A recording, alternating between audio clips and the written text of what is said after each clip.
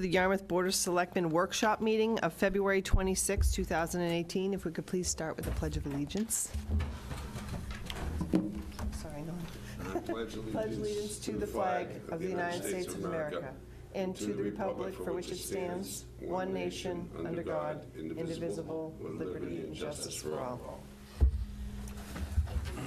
Tonight, we are here to interview the three top candidates for the Director of Community Services. Our first candidate is here with us tonight. His name is Joseph Sandiego. Welcome. Thank you for your interest in Yarmouth. What I'll do is, we all have been provided your letter and your resume. I'm going to give you a few minutes to introduce yourself, and then the board will ask some questions, and then I'll give you a minute to close. So, great. Go ahead. All right, thank you. Well, thank you for having me this evening. I appreciate it. My name is Joseph Sandiego. I am a former part-time resident, longtime visitor, former part-time resident, now full-time resident of the town of Yarmouth.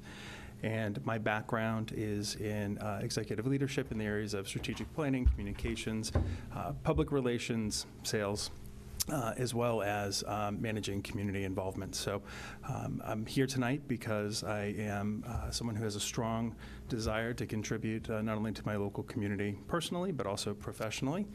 And I thank you for the opportunity to meet with you and answer your questions this evening. Excellent.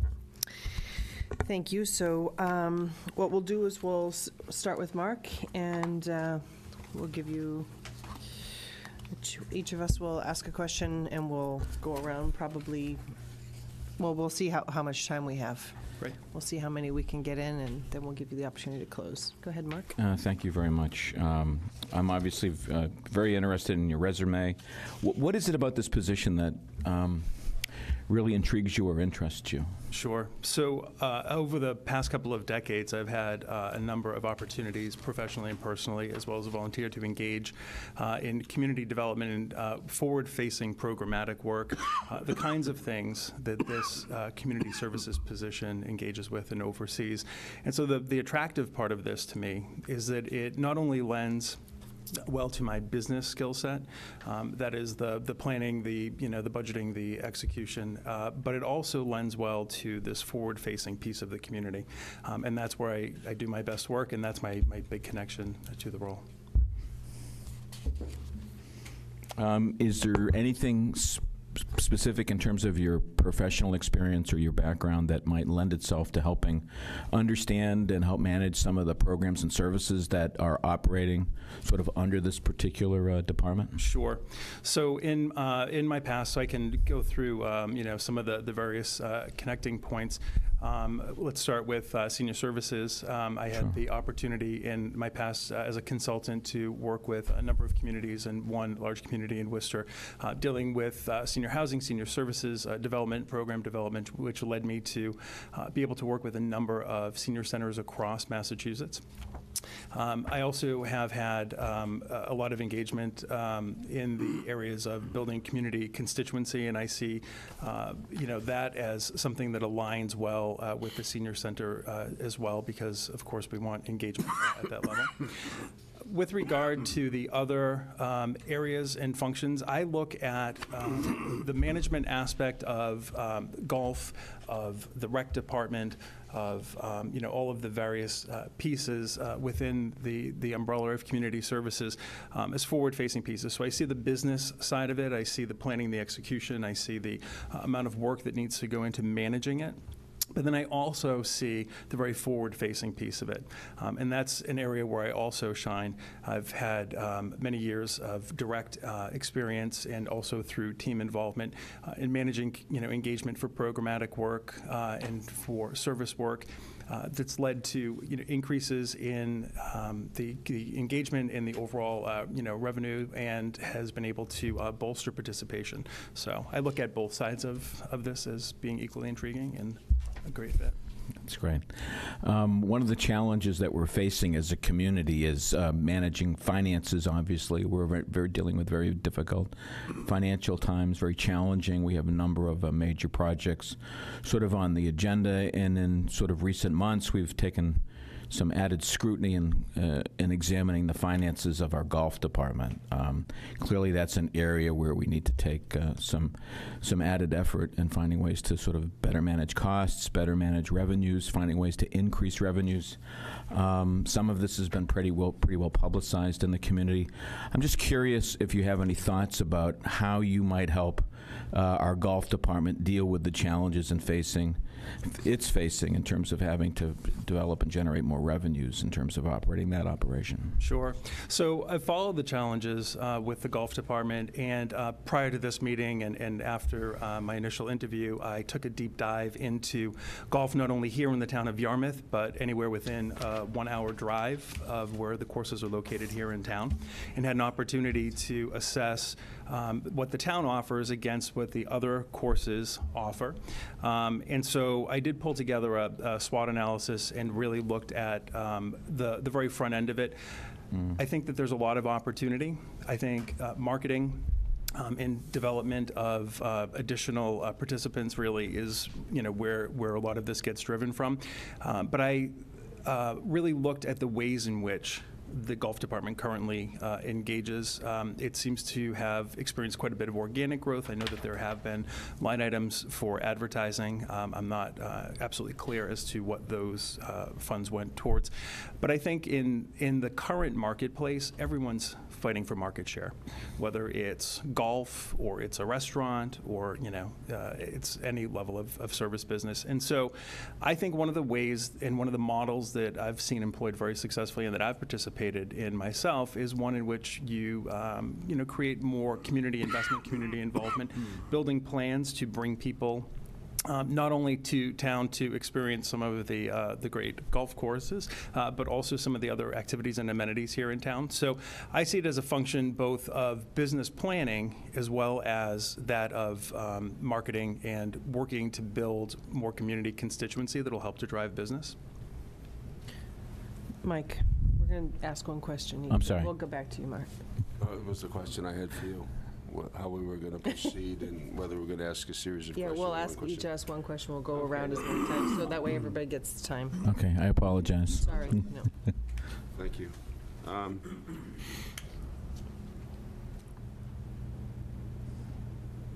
I think of which one I'll go with first.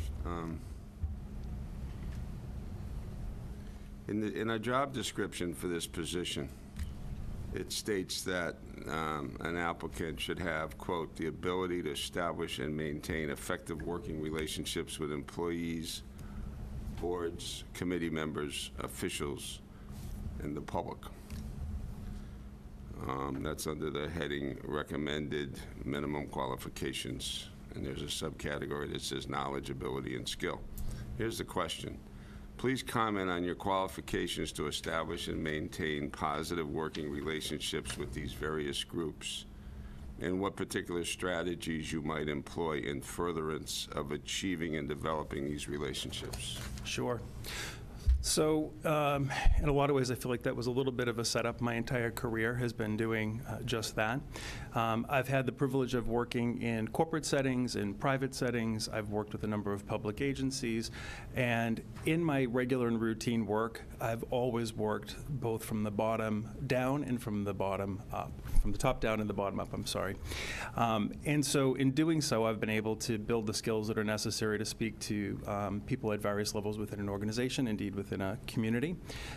So I currently serve on a number of statewide committees where I liaise with folks from various statewide agencies. I work with the legislature. I work with a local board at my Massachusetts Adoption Resource Exchange position, and then work with a series of managers and with front-end employees. And so I find that, of course, it's not always something that you're able to do, but I like to have as many touch points as I can with people within the organization whenever possible, and keeping open lines of communication and being approachable is very helpful.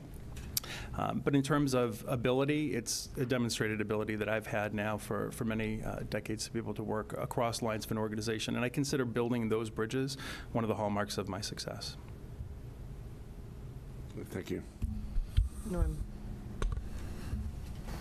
You talked about growing a business and so forth. I see there's C3 Realty, was that your business? Correct. Okay, and Southbridge Savings Bank, you were Director of Sales and Marketing. Correct. Can you, I see the general descriptions of your responsibilities and so forth, but can you talk a little bit about the measurement of your success in both those situations? What was, as president and CEO, did you start the business and grow it? If so, what was the growth that Sure. you saw? And Southbridge, same thing. If you were Director of Sales, tell us about how what you did in terms of improving the sales and so Sure. forth, and what the actual results were. Sure. So why don't I work chronologically from Southbridge forward? At Southbridge Savings Bank, I was actually brought on board from Cigna Companies. You may have experienced Cigna. They're a multi-line insurer. And my job was to help them achieve a growth goal of about $200 million. Banking is measured in asset size. They were about a $320 million bank. When I entered, they had a growth goal of about $500 million to $500 million. And so I walked in at a point in time where, like most small local institutions, they had a number of people who had been in place for some time, who were doing business as usual. They knew that they wanted to be a little bit more progressive in their attitudes, and so one of the first things that I did was to work with them to best understand their current practices, and then we put together a strategic roadmap for some of the changes that we would need to make in order to advance the organization. Those things included infrastructure development in the areas of training, reporting, some back-end systems work, as well as some front-end community development and growth. So they had a very small footprint. One of the things that we decided to do is to expand that footprint to include a larger area of Massachusetts. And so in doing all of that, we were able to expand from a position of $320 million to just shy of $500 million over the course of about 2.5 years.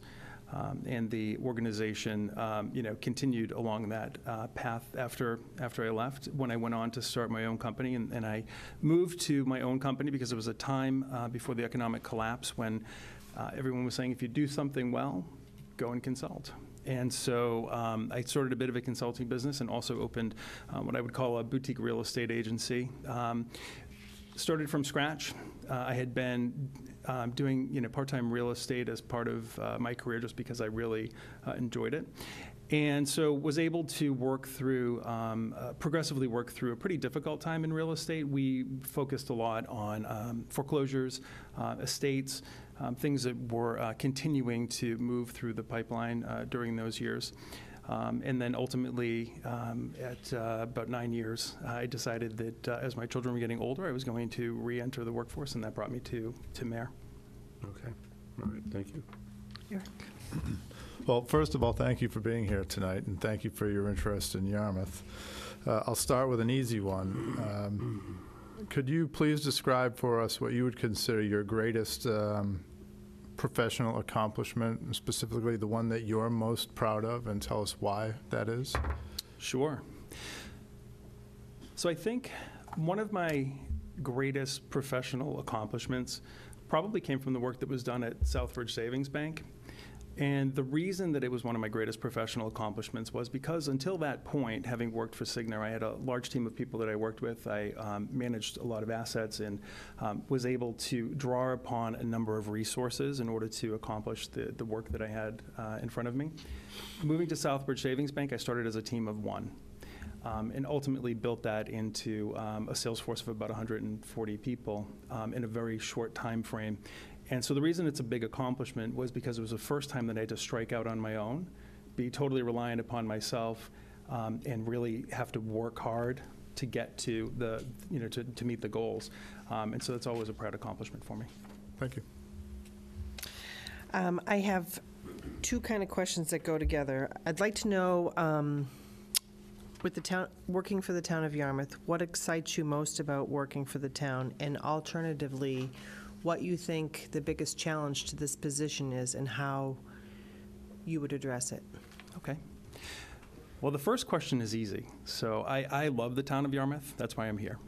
I've spent a great deal of time and have had children who've worked my son worked for the rec department as a lifeguard, but I've partaken in all the various events and services, and so I have a great love for the town of Yarmouth. So I'm really happy to be here, physically living here, but I'm also very happy to be considered for this position and working for the town. In terms of the biggest challenge of this position, I've had a number of weeks now to go through publicly available information and to begin to assess where the departments are that fall within the purview of this role. And so looking at where the challenges lie, I think golf we've already addressed, so that was an area of challenge. But ultimately, if I put on my marketing hat, if I really put on my how do we develop and advance the constituency, the participation in the town of Yarmouth in all of these services, then I would have to say one of the biggest challenges is how information is shared. Obviously, the town website is a resource. However, as I look at it departmentally, it's a bit fractured. It seems to have grown organically. And I think that some level of focus probably would be paid to bringing that forward to a place where it's contemporary, to a place where end users could engage with it, get information, and begin to engage in activities and services within the town. So I think I see that as not the only point of engagement, but certainly a point of engagement that's tangible that could be addressed fairly quickly. Thank you. Mark? I'm going to pass since I monopolized the beginning of the program. Great. Mark. Mike?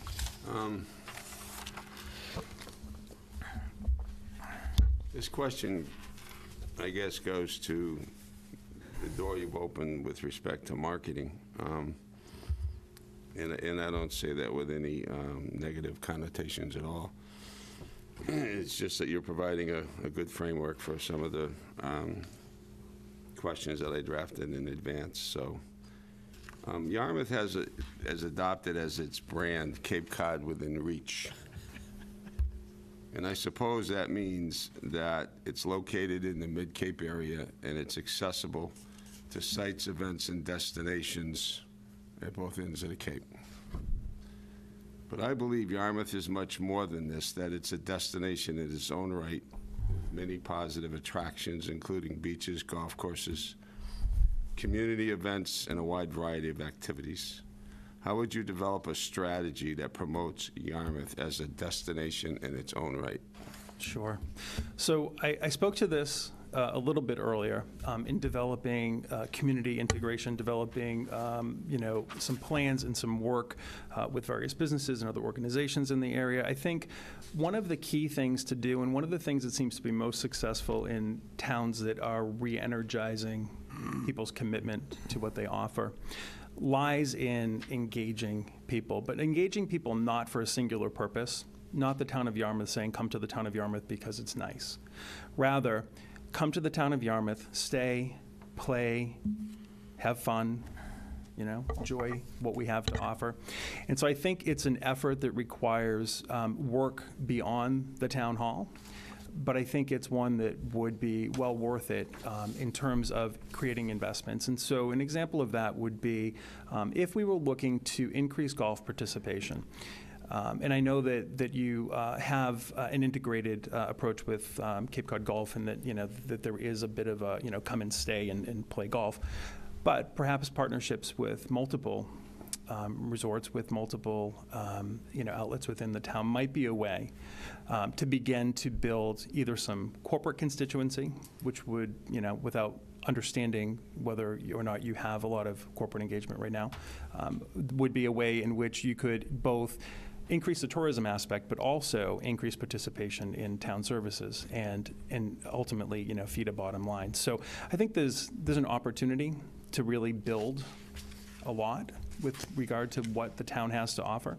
But I think it's bringing it together. I think bringing all of these things together instead of independent efforts really helps to solidify it and create a draw. Norm. I want to pose a question to you regarding our current golf operations, and you said you'd done some research on them and so forth. I don't know if you've watched any of the select board meetings and discussions that may have occurred with regard to golf or not, but golf is experiencing, the golf department is experiencing a difficult period with expenses exceeding revenues for the first time to any significant degree. And we're really going through a period of trying to understand what our best direction is for the future. And I'm wondering what kind of strategy you might think of what kind of, not strategy, but approach to that situation might be best from your perspective. Sure. Well, only having reviewed publicly available documents, I wouldn't comment on the financials for the golf department. But what I will say is this, and what I've observed, it appears that there's some areas of opportunity. So, golfers are not only town residents, but they're people who come to stay and to play. And so I defer to my former comment about really creating additional points of engagement. But beyond that, I'd like to, certainly one of the things that I would task myself with up front if I was so lucky as to be chosen for this role would be to take a deeper dive into the operations to look at specifically what's been happening over the course of the past, half decade or more, and to begin to see where some of the trends lie. I think that really looking at where some of the gaps are coming from in terms of revenue streams, and or looking at where expenses are beginning to, exceed where they were in the past, will begin to tell the story. And I think that, a very thorough investigation would need to be undertaken just to be able to best understand how we've gotten to the position that we've gotten to. But I think that given what we're talking about here tonight, if there haven't been major marketing efforts made, if there haven't been major efforts put forth to help create opportunities for commingled business, then I think that's one of the first strategies that I would look at very strongly as a way to begin to bolster business. What do you mean by that? So you're coming to town for a conference. Part of the conference, you book a round of golf or several rounds of golf for the people who are coming to town. Packages, if you will. This idea of you're not just coming to town to play golf. You're not just coming to stay at the resort, right? You're coming to do a variety of things. And so incorporating some of that into the everyday business of the businesses here in town, no pun intended, I think is one way that I would begin to look at addressing that if it hasn't been undertaken in the past. Okay. Thank you. Eric. Thank you. Let's see. You obviously have 5 departments that would be under your supervision, but I'd like to ask you about senior services. Yarmouth is very fortunate, and we have a very motivated and ambitious director of our senior services. And I wanted to ask you, how do you foresee your particular skill set being able to assist that person with addressing the issues of Yarmouth's significant elderly population? Sure. So part of the assessment that I did was not only for the golf department, but I also looked at the senior services department. And the first thing that I saw into senior services is that they do a lot of things. They offer a lot, which is fantastic. But sometimes when you walk into a restaurant and the menu is 10 pages long, it's really hard to pick a meal. So one of the things that I think that I would look at is just take a minute to look at and assess all the programmatic work that's being done, look at participation at the programmatic level. And I think that in doing so, you might start to see some of the cream rising to the top. I would bet that if I were to sit down with staff from the senior center, that they might say that there's a competition for time and for services, and they're probably right. So I think that one of the first things I would do is really sit with them and begin to understand how all of this got built, how we got to the place that we are today. And then drawing upon my past experience, I mentioned that I had worked for a senior services provider, Goddard, Homestead, and Worcester, and had done a lot of work with various senior centers, but I also did a lot of programmatic work with them. And one of the things that we were fighting, and I don't know that you're fighting it here, but sometimes female engagement at the senior center level is higher than male engagement at the senior center level, so sometimes you start seeing some disparity. Sometimes you see age disparity in terms of how people engage. And so we combated that by looking at programs that best aligned with the needs of the various groups of people who wanted to use the center. Sometimes people wanted to use services at various centers and weren't finding what they needed. So I think it's an approach of looking at what you have, looking at what people's needs are, and then just building bridges between those two and either infilling or removing, some of the things that aren't working. And at the end of the day, I will defer to another comment that I made, and that is that getting the information, even for me to do the assessment, was a little bit cumbersome. It's pages and pages and pages and pages and pages of information. So one thing that I would suggest, especially for seniors, is streamlining things, making things much easier to access, to understand. So at the end of the day, when all the dust settles and everything's in place, you're left with an easy to navigate and meaningful programmatic offering that seniors would participate in. Thank you.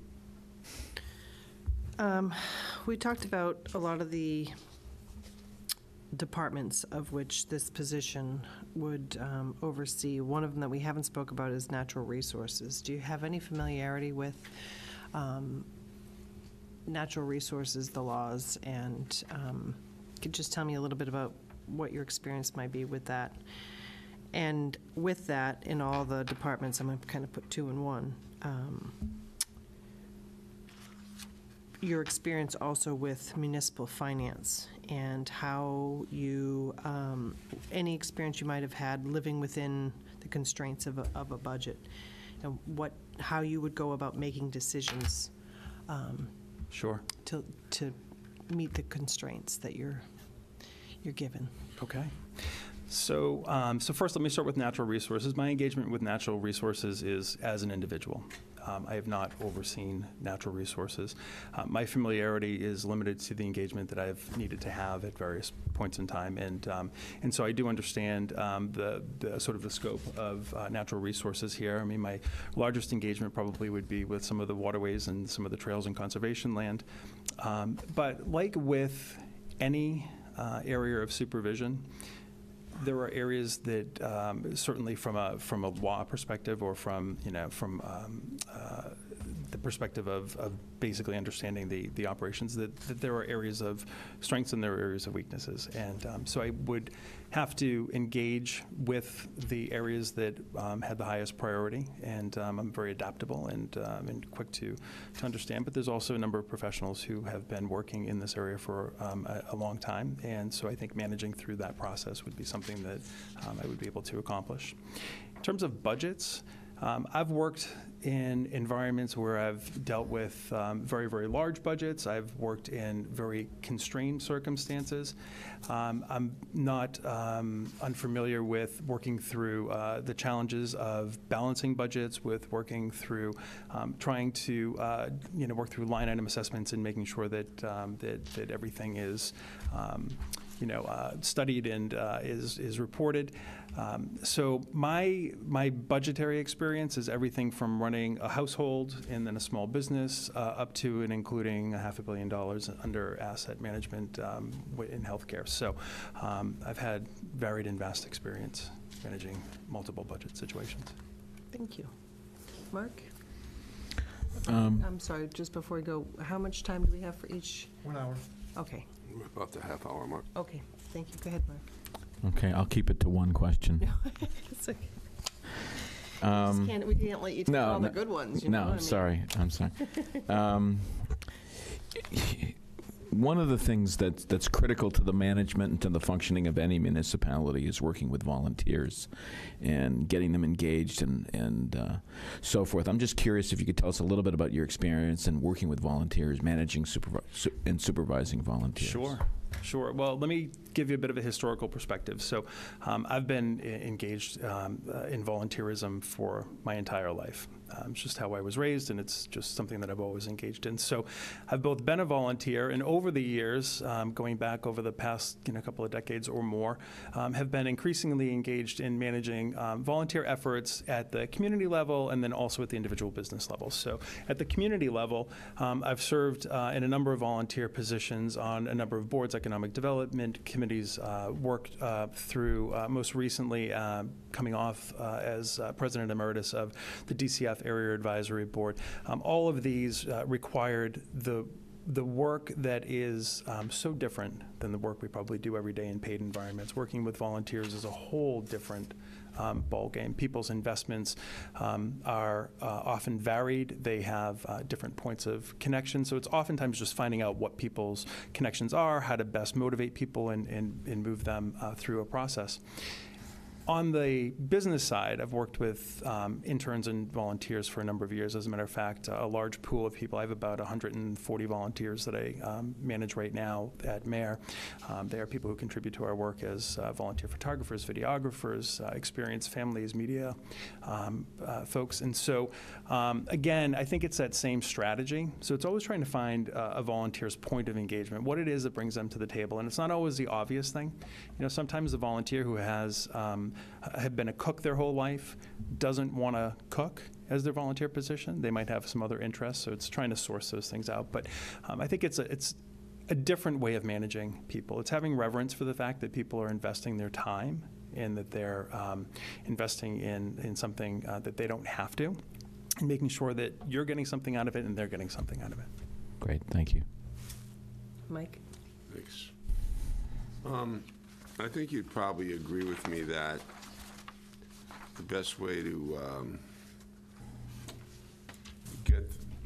get the product that you want to get out of employees is to make them feel part of what you're doing, make them feel actively engaged and important in their roles within the departments that you're supervising. Feel free to disagree with me on those issues in your answer if you wish, but often, and I think there's a recurrent theme throughout the resumes I've read about the importance of team building. And I'd like to know what you consider the term team building to mean to you. And in answering the question, I'd like you to comment on the unique skills you feel you possess that would enable you to be a successful leader seeking to build a team of subordinates who would enthusiastically embrace the objectives with which you would be tasked. Sure. So I do agree with you, first of all. I think that that's been something that I learned very, very early on. I had a mentor in college who taught me to always consider the position of the other, and that's been a really helpful aspect of how I've conducted myself as a manager as I've progressively moved through the ranks into executive leadership roles. There's also something that comes to mind that I was told at a very young age, and that is, be careful who you kick on the way up the ladder because you don't know who you're going to encounter on the way down. And what that meant to me, really, was that every person in an organization is critical. Every person is there for a reason. There are jobs for a reason. And so the strategy that I've always employed, and again, as the numbers get larger, number of people under management, the numbers get larger, it's increasingly difficult, but I always seem to have managed it well, and that was to be approachable, to be engaged. For my direct reports, it's important that they understand that I am willing to step in and help them to do their job, that there's nothing that they can't come to me with. And to engage all levels of an organization. I spoke earlier about sort of this boardroom to frontline approach that I've employed in backwards and forwards, and that's always been incredibly successful for me.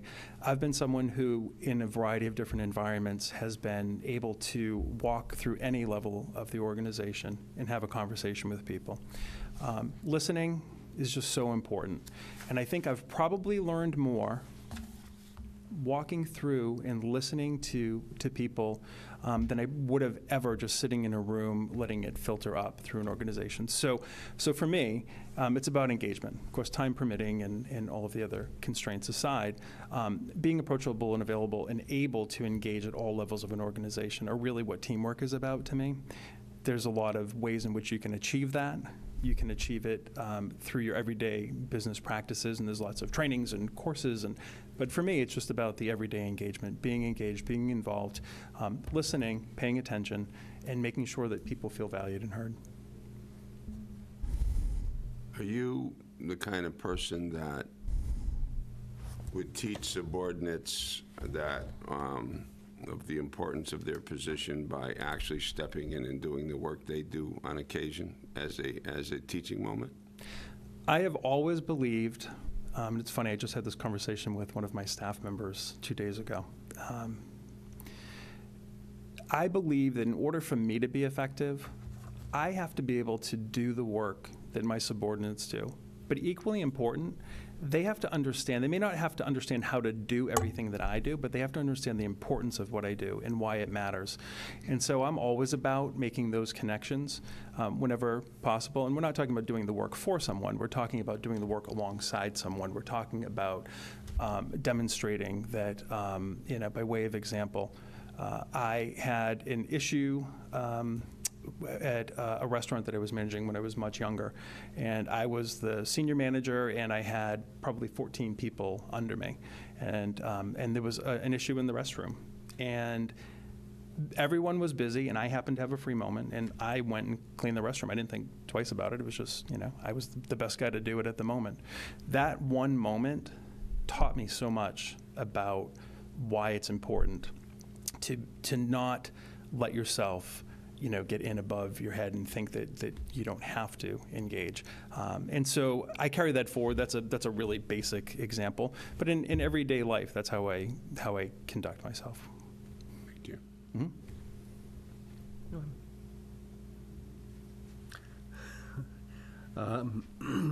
I wonder if you could define for us at this point. I mean, community services has is a broad array of services for our town.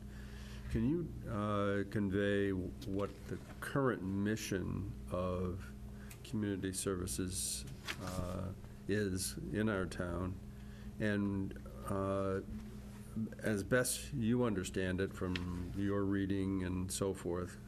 And then secondly, comment on whether you think there should be any changes in that mission and how where you would get that kind of information to make some changes. Sure. So I didn't come across an expressed mission, and if there is one, it wasn't something that I had reviewed, but I see the mission through the various lenses of the departments, collectively, as being available to residents and visitors. Offering services and experiences to people. And I think that mission does shine through in the way that the front end engagement of this looks. In terms of what I think it could be, I think it's really important to consider some of the potential adaptations that might be made to the way that business is being done today before really commenting on where the mission would go. But I think it always lives in this idea that everyone in all of these roles, in all of these positions, and all of this work is being done so that the people in the community and the people who visit our community can have a better experience, right, and want to stay, want to engage, want to be part of what we do. So I think it always lives in that area. And how it changes, how it shifts, I think really is behind the scenes. I think it just always continues to be to promote that connectivity. Okay. Well, I told myself I wasn't going to ask any golf questions, but Norm stole my question, so I'm going to ask a golf question. Communities all over the Cape compete for golf dollars. And I think, well, I have my own opinions as to why it is. We seem to see declining memberships, declining participation in golf, the game of golf, declining revenues. What might you propose to make the Yarmouth golf experience better than the golf experience at an equally priced golf course, east or west? Sure. So one of the interesting things in researching golf, as I said, within an hour of where we are, was the real variety of course layouts, history, amenities offered, memberships, right? There's all kinds of things. So I think first and foremost, we have to realistically look at what we are working with, which are two beautiful courses. One that's got quite a bit of history, right? And I think that you are limited to whatever the physical confines are of what you're dealing with, but it's the experience. In advertising for many, many years, I'm sure you're not unfamiliar with the saying that it's not about the steak, it's about the sizzle.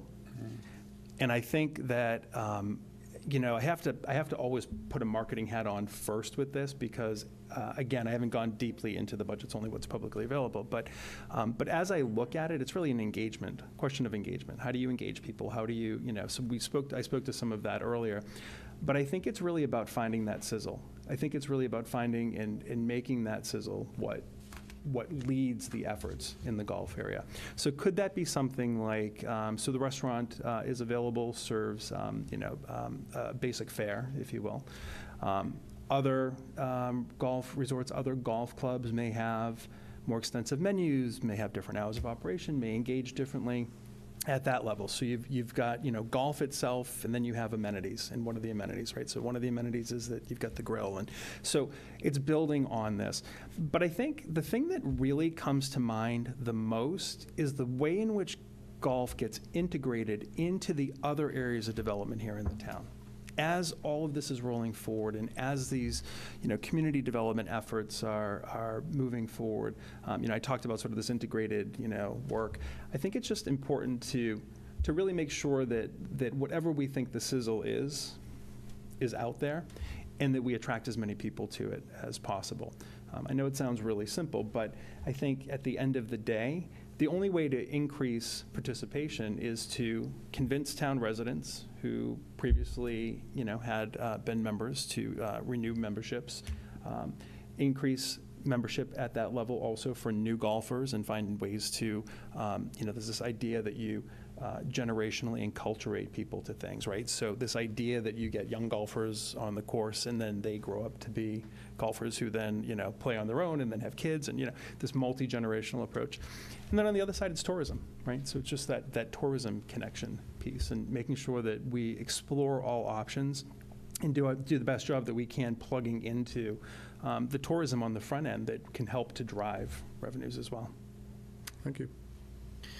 I guess I'm going to piggyback on Eric's question because it's been a struggle of ours, and I'm really interested in hearing your specific thoughts because sometimes people want to put your sizzle out. It is about the sizzle, and we see the sizzle, but we have different schools of thought. I believe what you're saying about the experience. We need to make an experience. So the golfers who are members, they like having their space. So when we talk about expanding the grill to outside, you get into different thought processes about whether or not,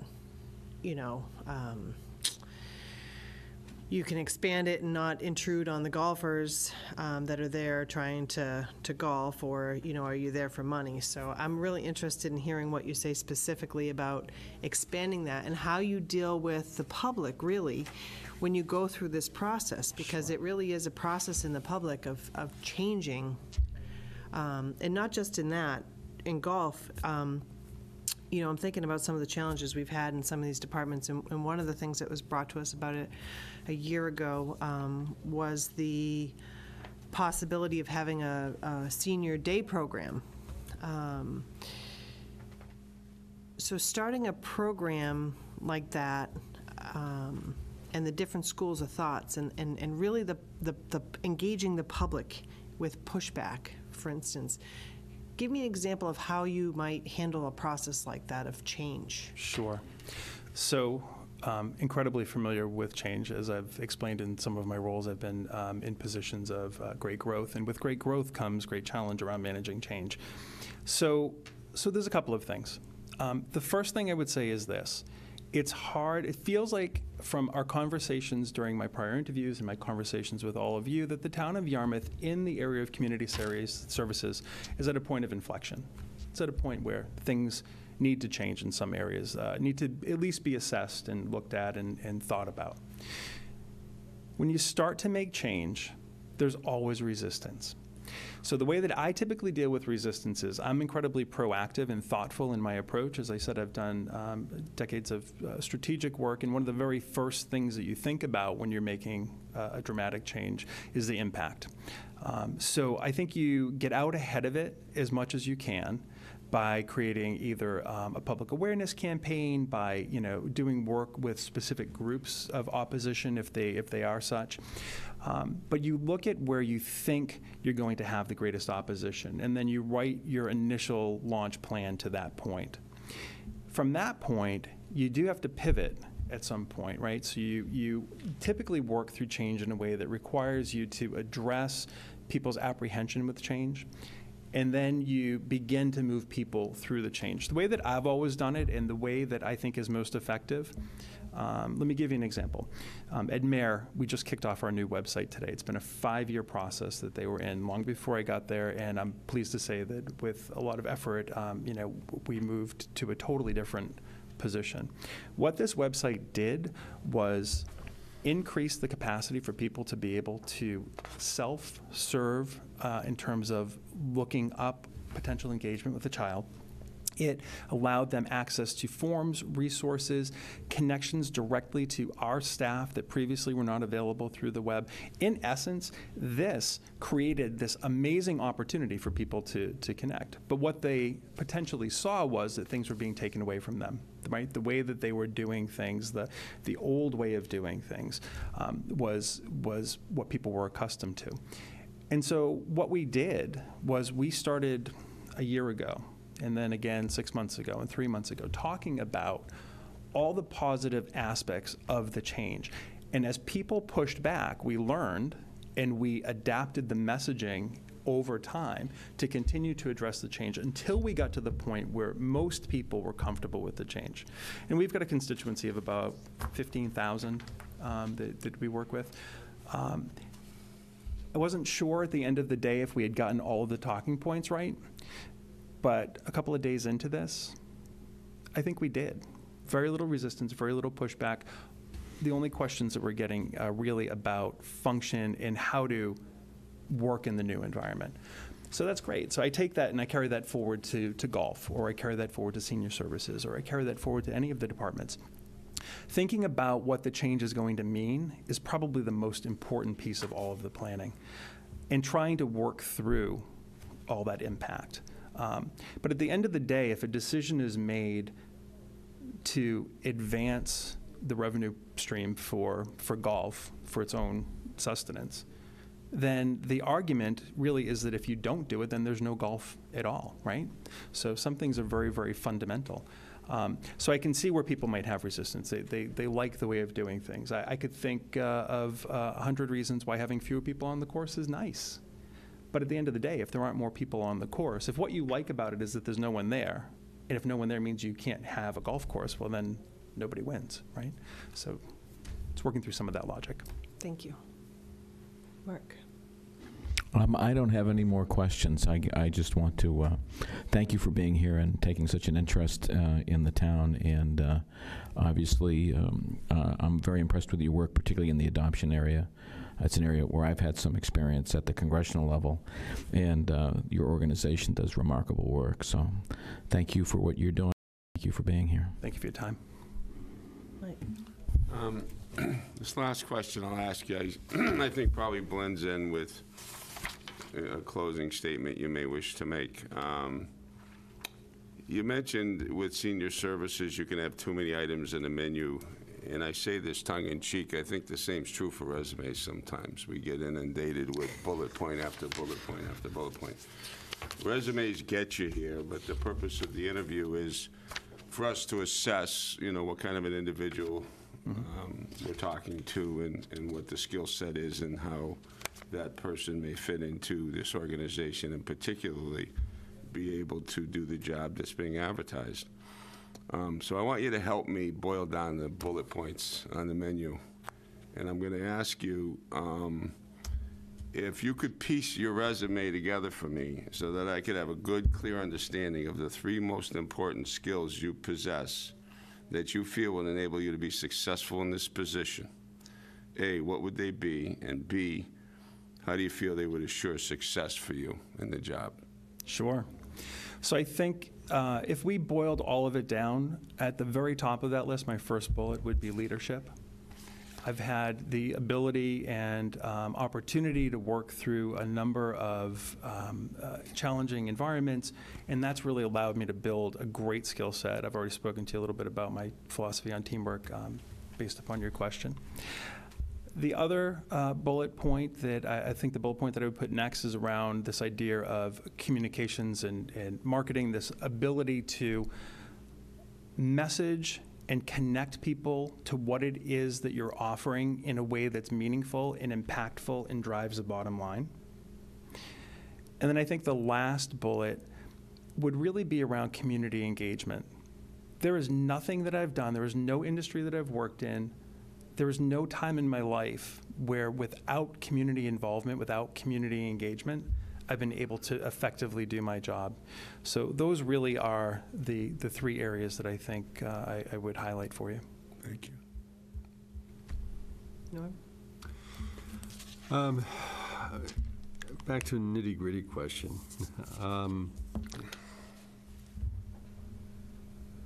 The various departments that report to community services have a broad array of funding options. They currently enjoy certain sources of funding and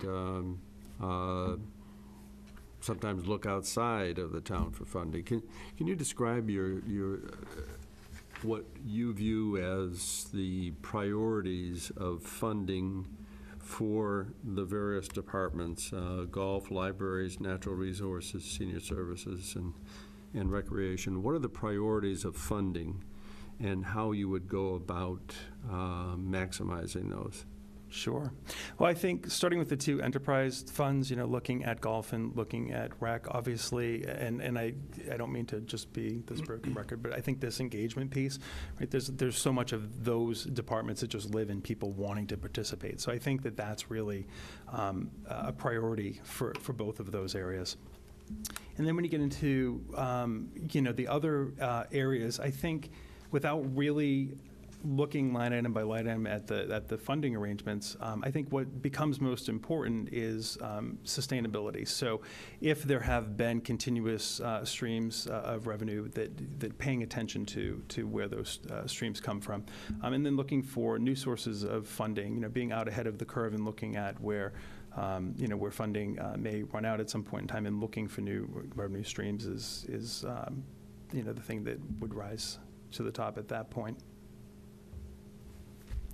Okay, thank you. Eric? I don't have anything else. I just want to say thank you again for your interest, and thank you for being here tonight. Appreciate it. Thank you for your time. My one last question is, can you, and I know this is always a tricky one, but can you tell me about a professional failure that you had, why you think it occurred, and how you overcame it? Sure. So, I don't think I don't know what is with the food analogies tonight, right? But you don't make many omelets without breaking a few eggs. I always say that if you take no risk, you have no success. And so I haven't been without failure. I think one of the earliest lessons that I learned about failure was when I was working for Cigna companies. I was young, I was just out of college, and I was incredibly ambitious. And I was tasked with building a new department within the local insurance platform that I was working with at the time that was designed to capture feedback and create awareness around what the insured's needs were, right? So sort of this idea that insurance at this point in time is going through double-digit increases. I don't know if you all remember back to when insurance was a little less expensive and then got real. I'm sure you do because you, I know, right? We try. But I was doing it, and I was doing it rather alone. I didn't have to be alone. I just didn't really look to other people's participation. And so while it came off okay as a project, I did recognize at that point in time, I won't say it was a failure in terms of catastrophic failure, but it was a failure in terms of being able to do the job better. And what I realized was that if I employed more teamwork, brought more people in, that it would have just been even that much better. You know, I wasn't in it to say that I did it myself. I was just doing it a particular way. But that taught me the importance of really listening. It's really the foundation for the teamwork that we talked about earlier. This idea that involving other people and bringing more people in can bring you more success. So that's really probably the example that I think of the most when I get that question. Thank you.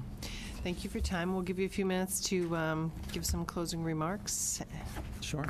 Well, I thank you all for your time this evening. Thank you for having me. I appreciate the opportunity to meet all of you and the opportunity to answer your questions. I'd just like to close very briefly by saying that I'm very passionate about this position. I'm very passionate about the work that I do, and I think that it has a great opportunity to really change the engagement here in the town of Yarmouth. And I would be very pleased if I was the person you selected as the candidate for this role, because it would allow me to do the thing that I'm most passionate about. I love working with people, and I love the idea of really bringing community together and working to really evolve the various departments. So thank you for your time. Thank you very much. Thank you. Thank you. It was our pleasure. Thank you. Thank you.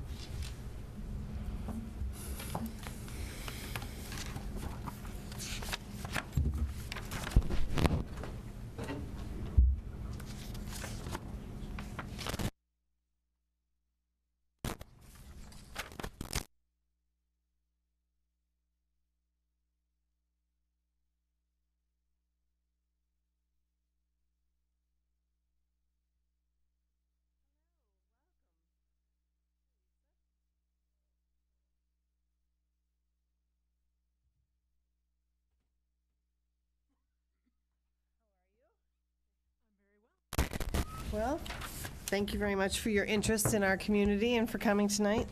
What we're going to do is allow you a minute to introduce yourself and tell us a little bit about you, and then we'll ask questions, and we'll go around as many times as we can. We'll give you a moment to wrap up. Sounds great. Thank you. So, you know, I think when I think about where my career has taken me, it's always been about being in service to people, whether that was through arts administration and providing programs for families and the general public, as well as people with various physical and mental challenges, to working with animals. Well, they're not people, but they act like they are people, and serving the community. Yeah, exactly. To you know, working with an educational consulting firm, among other types of gigs that I've had. It's always been in service of people. And I think that's what I bring, the passion that I bring to every day of work is because I'm thinking about that in what I'm doing. So so the short, just quick little story is I went to the Boston Conservatory of Music. I was a classical flutist. And if you're wondering, do I still play? Because everyone asks that. No, I don't. But my work is very creative, I like to think. And so it sort of marries both the left and right brain side of me that likes to be creative, but is also very detail-oriented and logical. But I went into arts administration. Obviously, you see that I have a Master of Science in Management, and spent time mostly with smaller to medium-sized organizations in senior executive positions. And, you know, I think one of the common things that sort of trickles into this kind of position is you're dealing with people and you're serving people, and you need to have the skills to be able to do that, and hopefully we'll talk a little bit more about that. But I'm eager to share more about my answers to your questions, and I'm looking forward to having a good discussion. Excellent. Thank you, Lisa. We're going to start with Mark. I'll ask one question. Only one? Yeah. Really? For now, for the first round. Oh, okay. In terms of your background and your experience, what do you think it is that you have in terms of your background and experience that lends itself most to this type of position? So there's some challenges, as you know. I was desperately trying to hear what was going on, but I couldn't because the machine was operating. But I did hear golf course. So I know there's some challenges around that, and there's some challenges in some other areas as well. And I think that having someone who comes with fresh ideas and a creative sense, working in the arts, it's not dissimilar to working for a municipality. There isn't enough money to go around. And one thing that arts organizations have learned to do over the years is figure out how to be adaptable. So the word can't isn't in my vernacular. We certainly will fight for the budget that we are hoping for, but we're going to work within what we have to do the best that we possibly can. So I think that a person coming into this role needs to be creative and adaptable. Strong leadership is sort of another thing that I think about. You're talking about sort of bringing together several disparate divisions that have not had the opportunity to work together before and probably operate in silos. I've managed through several organizations that operated in silos and brought them to a place of sort of better operational efficiency, but also ultimately delivering upon the mission, if you will, in a more meaningful way. Obviously, financial management, I am a numbers geek and look at them quite regularly. Data is another part of how I manage, and I know there's a great deal of data to pour over, and there may be some things that we don't know yet that I'll want to go find out, because if I am going to represent some recommendation to either the town administrator or this body, I want to have some data to back up what it is I'm recommending. So those are a few things that I can think of off the top of my head. Thank you. You're welcome. Mike? First of all, Lisa, I want to clarify something that's been haunting me for many years. I had a secretary whose daughter played the flute. Mm-hmm. Every time I referred to her daughter as a flutist, she corrected me and said it was a flautist. Now, is my pronunciation wrong, or was she just a snob? So I don't use the word flautist. I think it's a little too pretentious for me. I'm much more easygoing. So flute player does fine for me. Very diplomatic answer. Well, you need that in this job, don't you? I think she was a snob myself. In the job description for the position for which you're applying, it states that the applicant should have the, quote, ability to establish and maintain effective working relationships with employees, board/committee members, officials, and the public. Please comment on your qualifications to establish and maintain positive working relationships with these various groups, and what particular strategies you might employ in furtherance of achieving and developing these relationships. Well, I think a lot of it boils down to listening.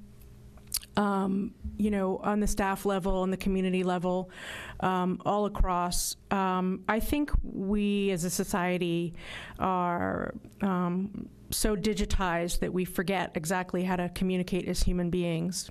And it's difficult to be present in our conversations because we're all running around and have 5,000 things to do. Even in this interview, I'm trying to listen intently to what your question is before I'm thinking of what the answer is. Because it's important to actually hear what you're saying, and we talk over each other all the time. I can give you a couple of examples. So first of all, every organization that I've come into has been either in the middle of a massive change or in need of massive change. And so to execute that, it requires an ability to sort of speak across diverse stakeholders. So listening is really important to that, understanding and empathizing with where a particular group of people is coming from. Transparency is another important one. I believe in a teamwork model where everyone has input into an important decision that we're making.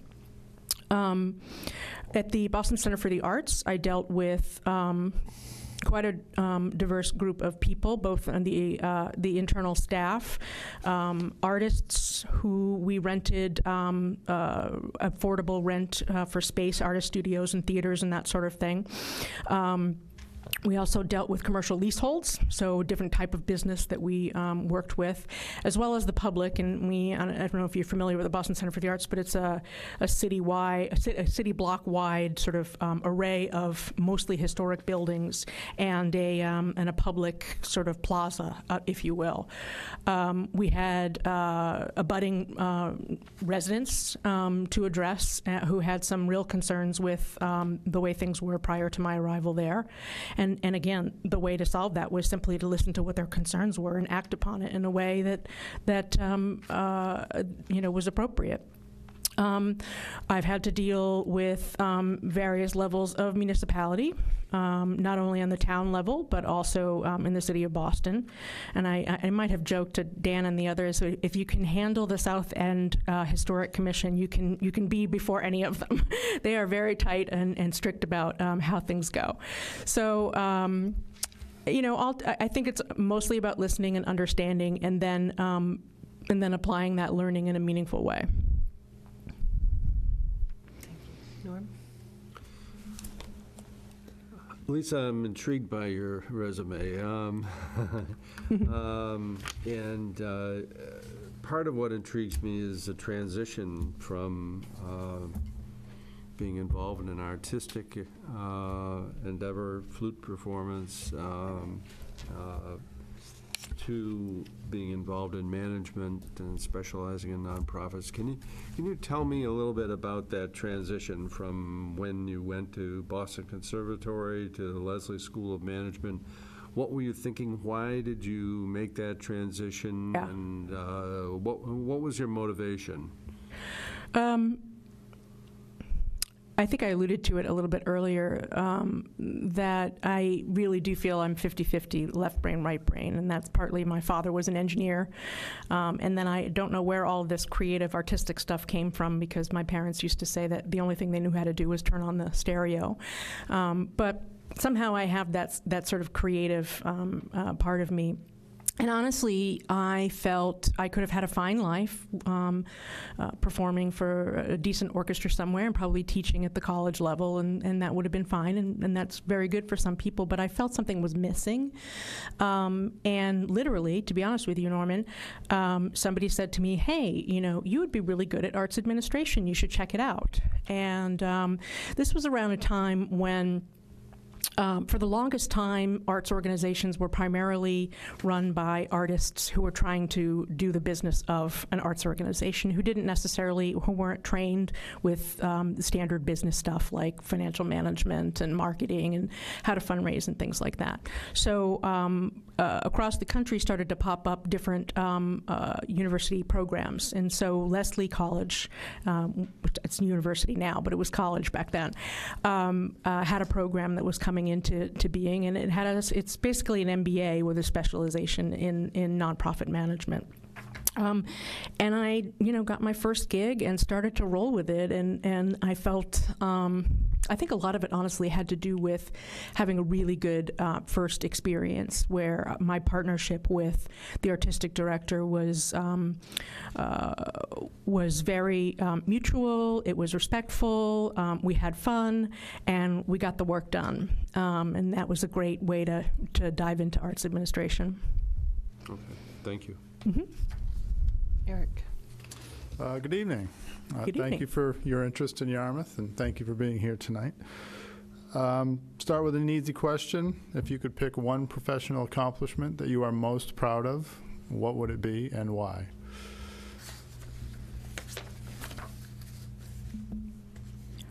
That's only hard because I feel proud about every position that I've had. I feel as though, there's at least one thing that I left knowing was in a better place. I suppose I'll use the Boston Center for the Arts one more time. I was the first COO there, so it was a totally new position, which meant it was a little bit of the Wild West. And the first thing that we attended to was figuring out what is the executive director, her role, and what was my role, and where did the two meet, et cetera. And I thought, talk about complex change, what was happening there was an organization that was this funky artist organization that kind of ran by the seat of its pants for like 35 years and was trying to be a little more sophisticated and mature and institutionalized. And so my job was to come in and create the infrastructure and the protocols and the procedures and the various policies, et cetera, that support the work that we were trying to do. Well, like a lot of people, artists don't like change and can often rebel a bit. And so, in what we were doing in really sort of creating this more sophisticated business operation, was saying, look, just because we're sort of moving to this model does not mean that we're not the same funky arts organization that we were once before.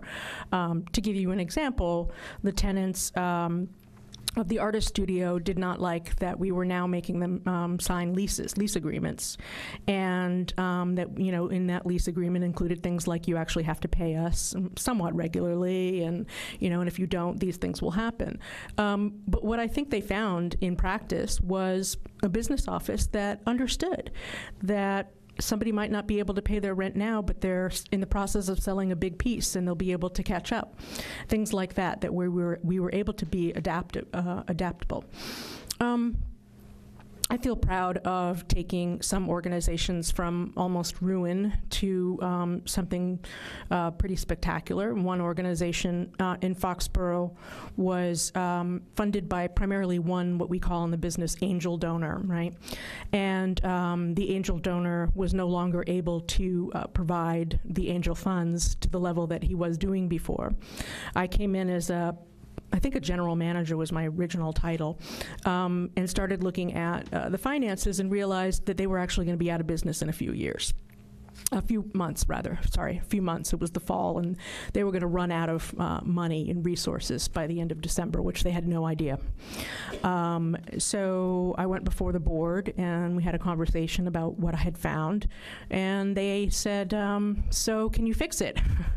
And I said, sure, give me 48 hours. And this is around the time when, I could still pull all-nighters. I can't do that anymore. But I pulled, I created a workout plan for them, quite frankly. And that workout plan involved scaling back operations. Unfortunately, I had to lay off 11 staff, which was almost half of the staff that we had there. And create a program where we could still present arts and entertainment to the public, but do it on a more shoestring type of budget, and start looking at a strategic planning model. Ultimately, what that wound up being was a really great community engagement process, and we conducted focus groups and the whole thing, and we came out an organization that, instead of sort of being this elite organization over here that didn't seem to care about the community and vice versa, became an organization of the people. Very working class population there, and the things that we were able to offer the community there really resounded with them, and they, in turn, invested in donations and other things. So those are a couple of examples of things I'm proud of. Great, thank you. Thank you. Tell us what you know about Yarmouth, what excites you most about working here, and alternatively, with any homework that you've done, what you see as challenges in this position and what you would do to address them. I have to write it down because I'll forget. So, it was a lot.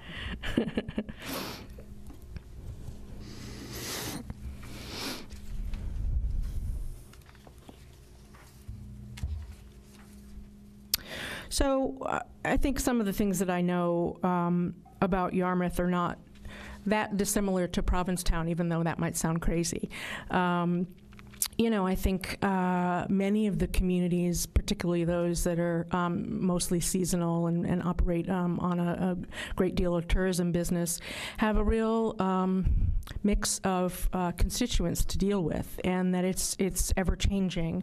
I believe that there is a population here that has a deep history and many generations of knowledge and passionate about Yarmouth, and then sort of add to that second home owners, retirees, younger folks like myself who decided to make the rest of their career here on the Cape.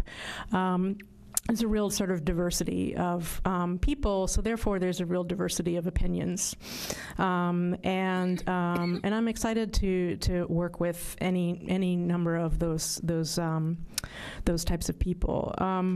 What excites me about this, quite frankly, is I enjoy a challenge, and I know that this is going to be a challenging position. I'm sure there are things that I don't know that I will discover if I was successful. That are really going to make this a hard position. But I kind of enjoy that. I look for challenges. I am looking to use my skills in a way that I think is useful to whoever it is, wherever I'm working. That's really all that that I have sought in positions, is feeling like there's something that I can do to help this organization or this entity get to the next level, and my skills and expertise can do that. And I feel very strongly that that's the case here in Yarmouth. Some challenges, as with any new organization that you become part of, I know that there are probably some folks who are long-term employees, other types of personalities that might be very stuck in their way, others that are seeking, some leadership and some guidance as well. I hope that what I can do is unify this team in a way that makes the entire department more successful could have been by individual divisions. I don't know. I think that I just have a way of dealing with different personalities, of sort of disarming, I think, someone who might kind of come in with a particular attitude or a particular opinion. And earning trust of individuals is really the first and foremost thing that I would need to do here. So, yeah, those are a few things that I can think of. Okay. Thank you, Lisa. Mark? I noticed on your resume that you spent some time as the executive director of the Salem Animal Rescue League. Mm-hmm. And I'm just curious, how did you end up in that position? What did you get out of it? And how do you think some of your experience there might lend itself here to this particular position? In full disclosure, I happen to be a lover of dogs and rescued animals. So I'm just there you curious. go. Yeah. Well, I'll show you pictures of my two after that. I was in the process of transitioning out at the Boston Center for the Arts. There was a leadership change there, and so we came to a mutual agreement. She just didn't feel my position was necessary anymore. So there was about 6 months or so of transition time. I frankly fell in love with someone who lived in New Hampshire, and so I was looking for opportunities closer to New Hampshire. And as well, I began to believe at that time that my skills and experience could be applied in a number of different ways, not just in arts administration. So I was looking for organizations that I had a passion for the mission, and certainly animals was one of them. So I was, again, the first executive director there. And I think what that position proved to me is my ability to learn very quickly a whole other industry. So you see, I jumped from the arts to doing, an animal shelter. I was with an educational consulting firm. I know nothing about education, but I was able to learn what I needed to quickly enough to be able to apply that and my skills together to be a success at that organization. So I think there were some real cultural problems at that organization. How do I describe? The veterinarian team was outgoing, and so I needed to hire a new one. And I lucked out hiring the best vet and the best vet tech, who I'm still very good friends with, and empowering them to run the medical side of things as they saw fit.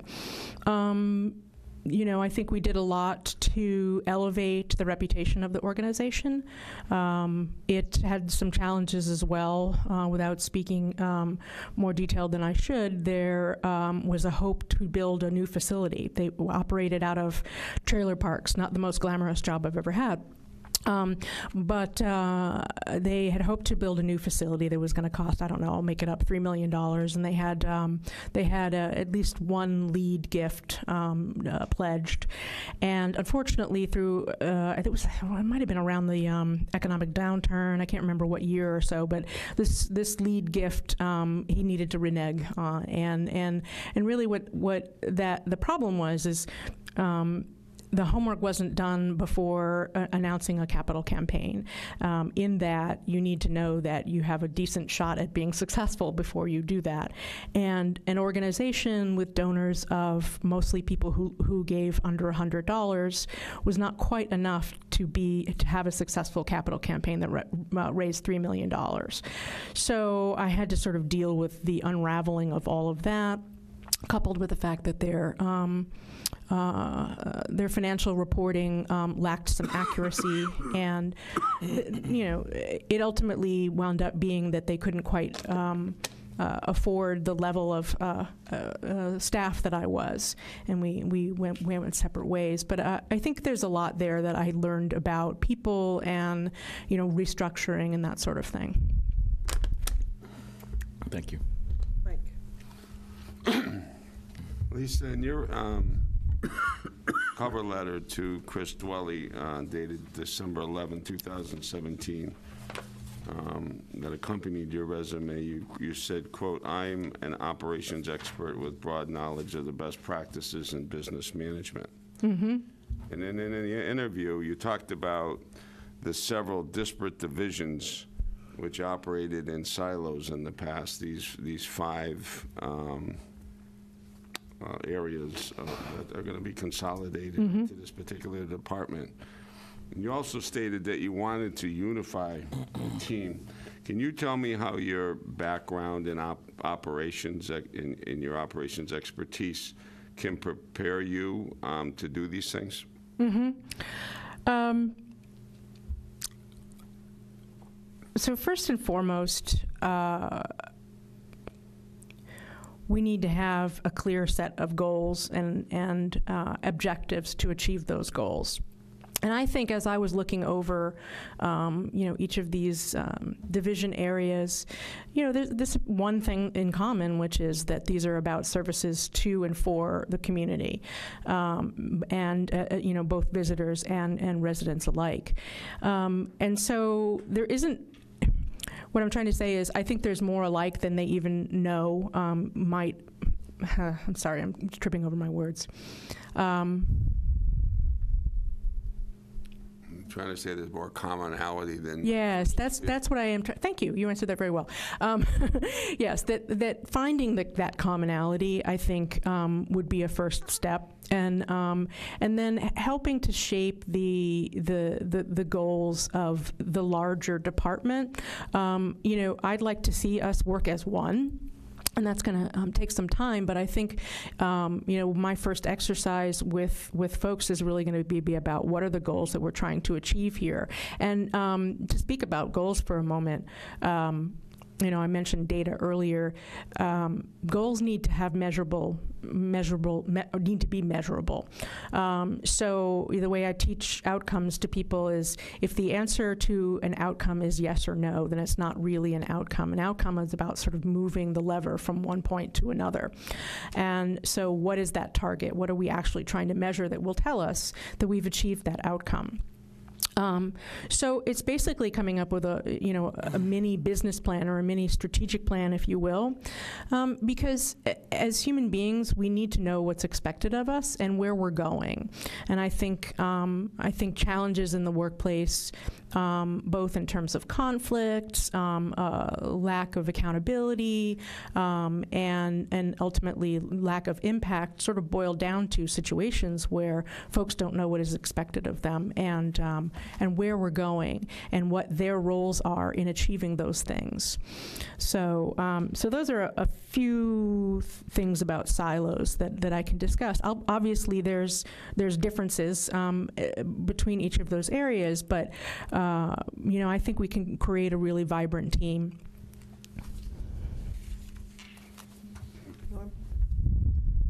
Tell me about Providence 400. Why you're leaving?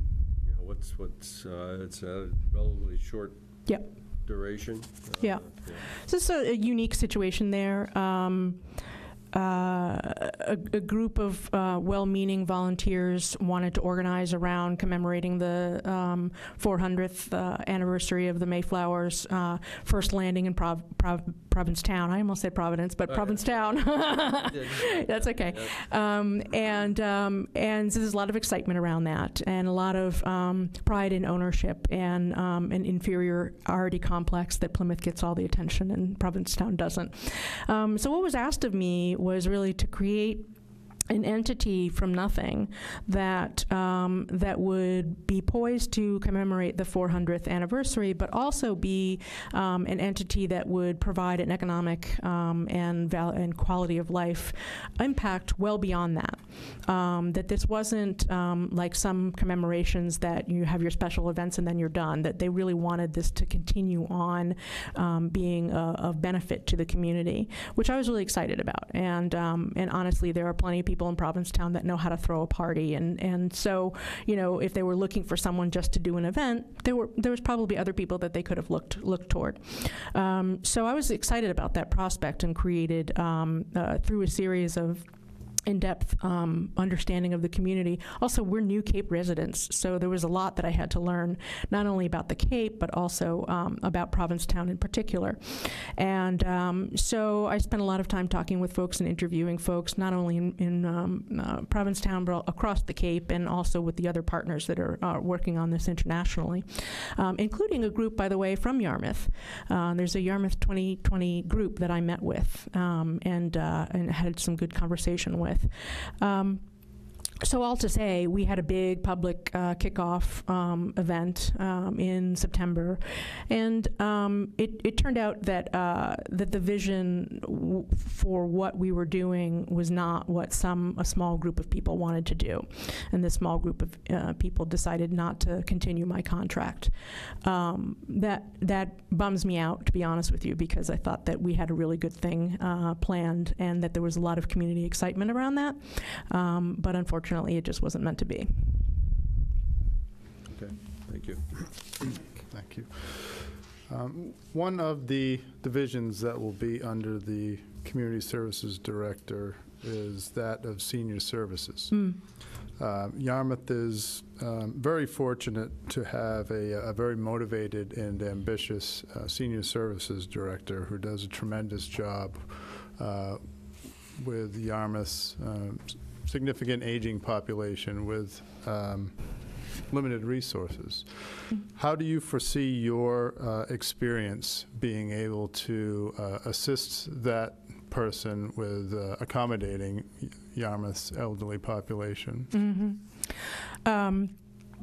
I love working with seniors. They're some of my favorite folks to work with because I truly value the history and knowledge that resides within folks. I guess to start, I'd want to know what is it a female? I can't remember. Yes, what she views as her challenges, and to hear from the staff where they feel there are gaps, where they need some support. And figure out how I can then be of assistance to them. I think that there's a lot about our society that is rapidly changing. You know, I think that, sorry, I just got sidetracked with something else in my head.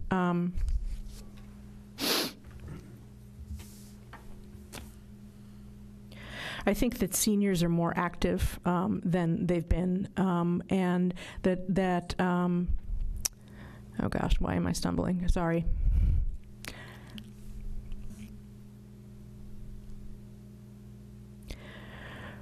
One of the ways in which we can make sure that we're using our resources wisely is to measure the different programs that are going on. So it's good to be ambitious, but sometimes too much is too much. Right. So what I'm saying about that is let's really look at the impact that we're trying to have, and are all of these things that we're doing doing something to move toward that impact. And so it may be that there are some things that we decide are not as impactful, and that we want to take this other group of things that we're doing and make them even better and more impactful. So you know, again, it's really about understanding where things are at with them right now, and doing some projecting about what the needs of the community are going to be. Great, thank you. Can you give us an example of, we talk about looking at these things and the possibilities of change in all the departments. And sometimes working in municipal government, you get pushback from change. Can you talk about how you would handle that, what your process would be to implement perhaps a change or a new program? How you would address that and go about it? So I don't think it's just municipalities that that can push back or make things harder. You know, I understand that government does work a little bit differently than what I'm accustomed to, but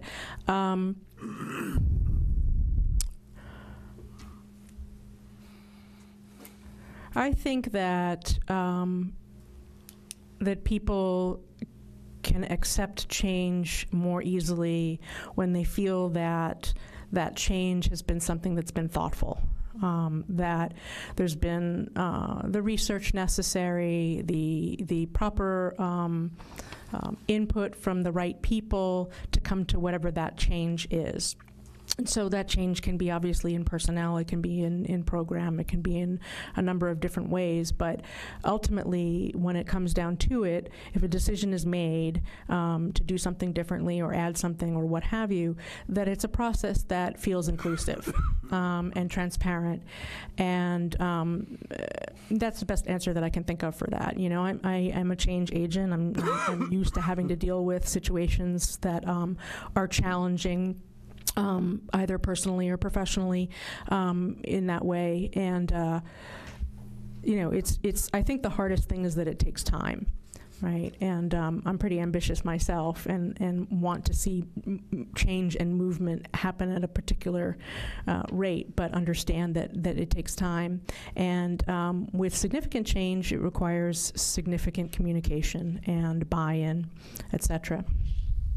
Do you have any experience with that on the municipal level at all, with just being involved through town meeting perhaps, or anything like that?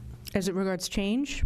In regards to, yeah, in regards to basically the municipal process.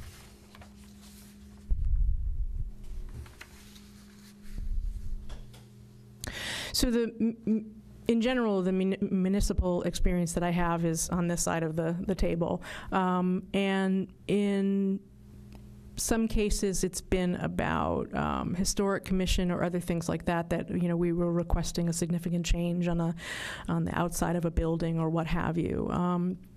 I don't think I have a good answer for that. I watch government a lot, and I'm very knowledgeable that the town process is something that's different than what I used to deal with in Boston. But I feel that there's much I have to learn in that area.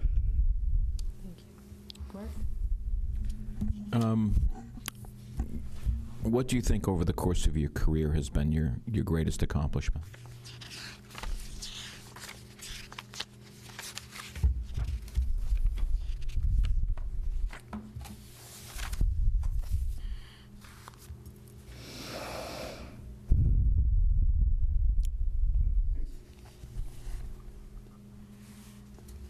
As I mentioned earlier, there's great pride that I come away with from every place that I've been. I feel for different reasons that I've left it in a better place than it was.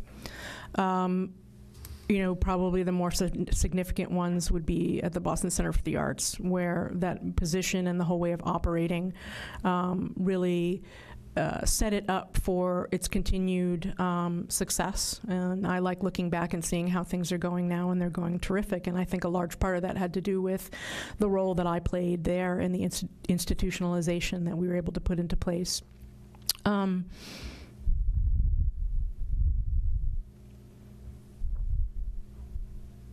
Yeah, I mean, I guess the feeling that I've left things in a better place than it was before. Thank you. Mike.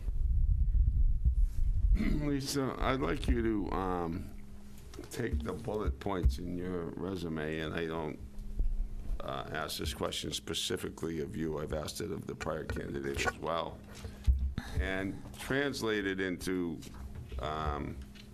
3 skills that you have. 3 most important skills that you have that you feel will enable you to be successful in this position, and identify them and tell me how you think they would assure you success if you are hired for this job.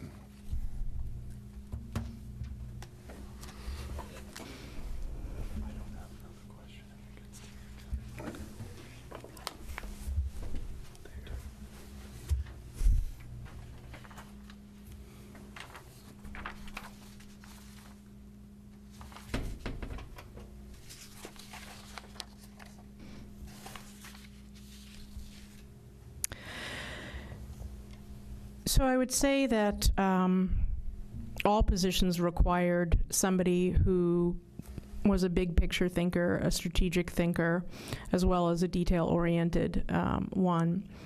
And I think both are necessary for this role.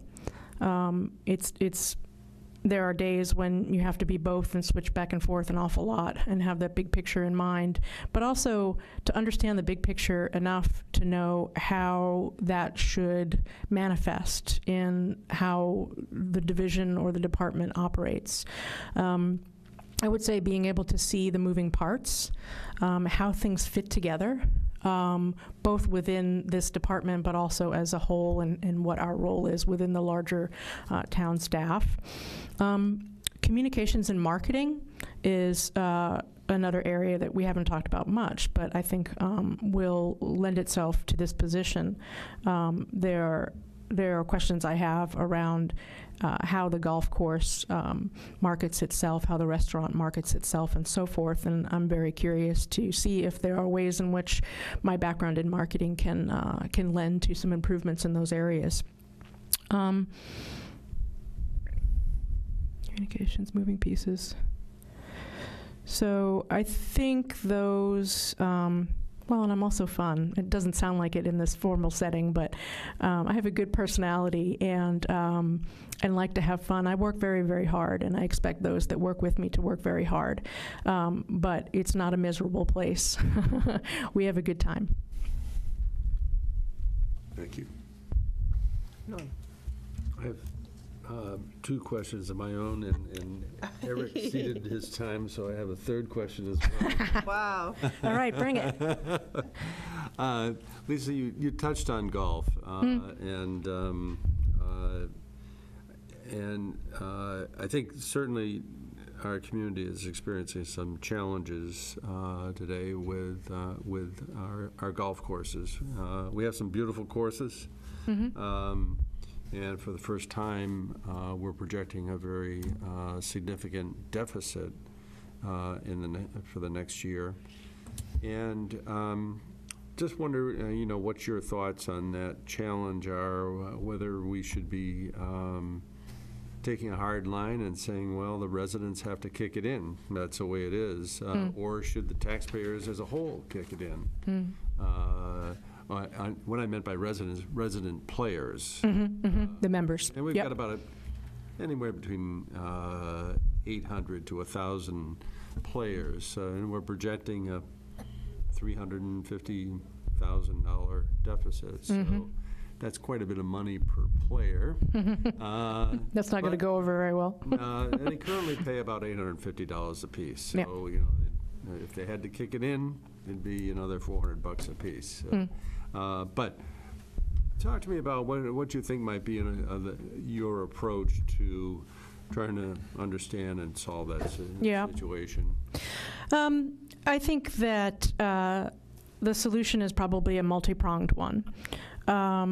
And my feeling is, before even thinking about going back into the well, which is either the members or the taxpayers, I want to make sure we're doing the best job possible at how we operate. So that's first and foremost, is what's going on here. I've looked at the numbers. I know that there are reasons why the numbers are what they are, but I really want to uncover at deep a level as we possibly can what's going on. I also understand that there's some changes industry-wide as well, but I will ask questions like, well, how can we make ourselves more appealing to 40 and under folks? Are we doing everything that we can to make the restaurant enticing to people who have no interest in golf? Honestly, to not to be critical, but I would spend a little time and I was looking at the menu for the restaurant. I'm like, well, this is great, but is there a more interesting way we could go about a menu that, I'm just going to make it up here. This is how I think. This is not necessarily what I think is actually possible, but let's just say, for instance, that we were able to add a level of sophistication to the menu that would attract more folks to actually want to have a meal there instead of a grilled cheese or a hot dog. I don't know the facility, so I don't know what's possible, but are there ways to work with chefs to create a menu that is both affordable for us and for those that would be coming? I think the restaurant has potential to be a big part of the solution if we really work at it. And then I want to understand, well, what are we doing to market the golf course outside of the website, outside of what is posted on the Chamber of Commerce sites and so forth. And I want to find out, well, what are the most successful public courses doing, and what makes them tick? And quite frankly, we don't need to reinvent the wheel. If there's something working somewhere else, let's look at that data and draw from it some ideas to work with. Just checking my notes because I was thinking about this. I understand that there's significant construction going on at one of them, and that is due to be complete. Making sure that the facilities are top-notch is really important. Making sure that customer service is the main thing that people think about on that staff. And I'm not saying there necessarily is a problem. I have no idea, but there's a way to do customer service right and not so right. So are people feeling welcomed when they come there? Are there additional things that we can do to think about the golf course more as a center of entertainment, if you will, that it's about golf, but there are other things that families and community members and visitors can do there that might draw them there. So those are just a few things that I think about when I think about the solution, in addition to obviously the professional advice of pro golf experts and so forth. But I think that the solution is going to be multi-pronged. Are there ways in which we can incentivize membership and/or just daily play rate with other types of partnerships and deals across the town. Those are sort of the ways that I think about that. Okay. Good response. Thank you. Thank you, sir. You talked about measurable goals, Mm-hmm. and you know, in many organizations, you can get at data that helps you determine exactly what's happening and relate the specific measures. I'm an accountant, so I kind of get that. A numbers geek like me. And relate those measures to what the goal was and figure out did we get there or not. Right. But we operate in a lot of areas where senior center, library, natural resources, where measurable goals are a little bit more difficult. How would you deal with those areas in terms of their attainment of results? Can I ask a clarifying question before I answer the Sure. question? Yeah, Why do you think measurable goals are difficult to attain? Oh, okay. I don't. Good. It takes doing to so first of all, this all translates from this board's mission and goals and the town staff, take that. And so I look for, where is it that, my work affects one of these goals and how can I serve it? But I think, so again, from nonprofit organizations that don't have a lot of money, we have to be really creative about how we obtain data. We don't have tons of money to throw at, marketing research and surveys or, telephone campaigns and these sorts of things. We have to find sort of unique ways to figure out how to measure the things that we're looking for. I don't think that, especially in this day and age, now I'll see something good about digital technology, that it doesn't need to be out of our reach to find out certain information. For example, I'll just give an example, are we talking to members who have lapsed over the last couple of years in the golf membership, and are we finding out any information about why that lapse has occurred? Same with any of the other services that we offer, senior services, libraries, et cetera. I think there's a lot of potential to really transform these divisions into ones that are vibrant, that are contemporary, and really provide a sort of new, invigorated service to the community. So I haven't met a goal that I haven't been able to measure, but it's got to be worded right, and that's the key, right? And this is one of the things I specialize in. I don't know if that's clear from the resume, but organizational measurement is something that I specialize in. So it boils down to, is your outcome something that can be measured? And if it isn't, then can you word it in a way that you get it, right? And then some of that is financial outcomes, for sure, and other things that are quantitative values. But some of it is also qualitative, and by that I mean things like perception data. So perception data is about, what did you think about this place or this service before you came here, and what do you think about it after, and what changed your mind, or what didn't? So that kind of information from residents and visitors is really important to find out, and then to then create plans to improve upon it. Okay, good. Last question is with regard to funding sources. Mm-hmm. And again, there's 5 different departments and different focuses. Golf is very focused on generating revenue from outside, from guests, and also from residents. The library, natural resources, they're very dependent on taxpayers. Mm-hmm. And the senior services and recreation are likewise dependent, but I also have some mix in Mm-hmm. with other types of fees and so forth. Mm-hmm. And those aren't the exclusive ways of Yep. generating revenue. What do you see as potentially the right direction for generating revenues for these various departments?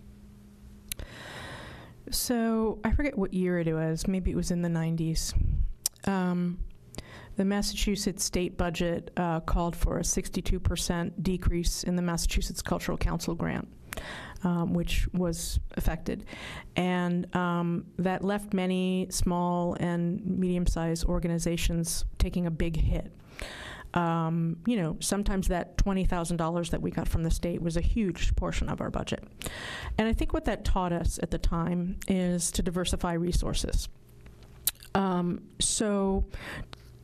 Obviously there are sort of the main sources of revenue that have kind of always been, but I'm also interested in looking at ways to diversify, whether that's, there are certain grants from foundations and trusts that municipalities can apply for. There are new ways to look at earned revenue, I'm sure, in a couple of these. I would like to be creative about how we look at the resources that we need, and try to diversify that as much as possible. And again, I do know that there are certain pockets of municipal money that are possible, but I'd also look outside of that as well. Okay, thank you. Mm-hmm. Eric, Norm used your question. Is that okay? He did. Yeah, so you're not allowed to talk anymore. I don't have anything else. Thank you very much. Can you give me an example of a professional failure, why you think it happened, and what you did to overcome it? I don't remember if I was asked this question earlier, but my answer was I don't believe in failure.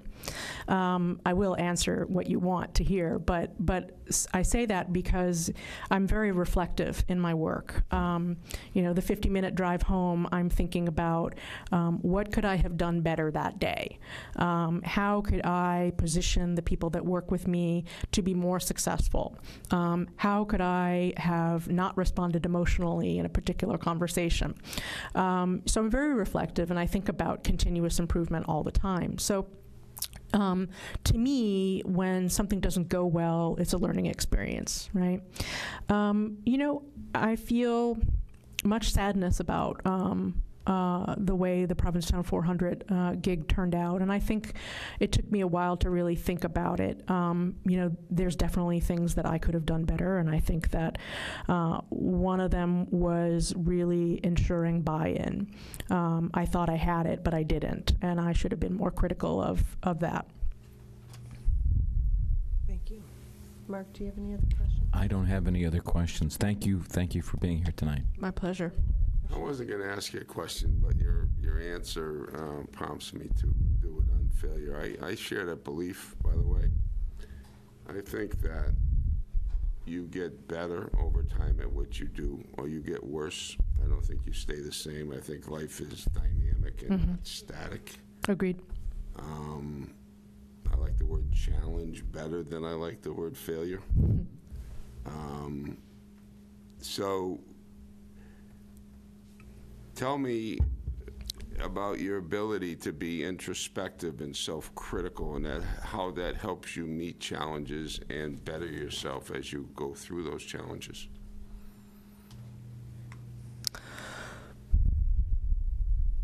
Well, I hold myself to a high standard, and am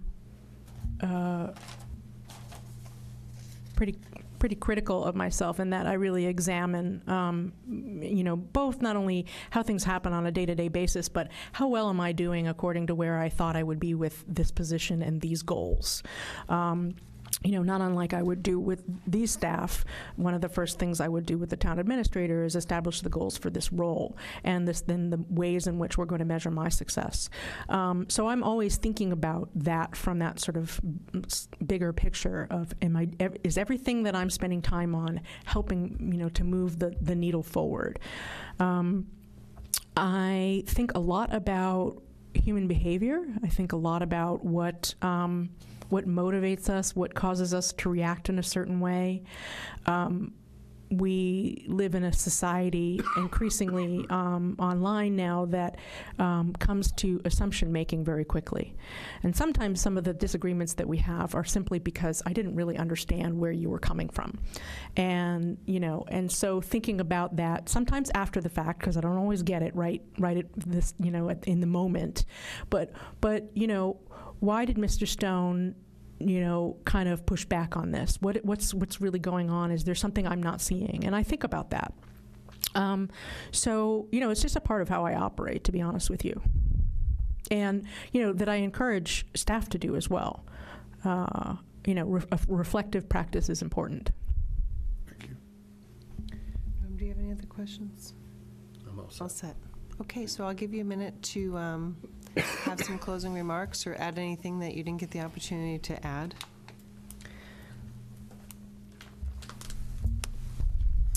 So I found myself unusually ineloquent at some of these answers, and so I apologize that they sounded a little rambling. I think I have a lot of ideas that I can bring to this position. If you're looking for a candidate who is willing to think outside of the box, who understands things from a strategic point of view, who knows how to create effective operations, who's passionate about the work and the people, and who, regularly says, why not? What I would hope to do is be able to encourage a sense of teamwork. Hierarchy has its pros and its cons, but one of the things that hierarchy sometimes thwarts is creative thinking among all levels of the staff.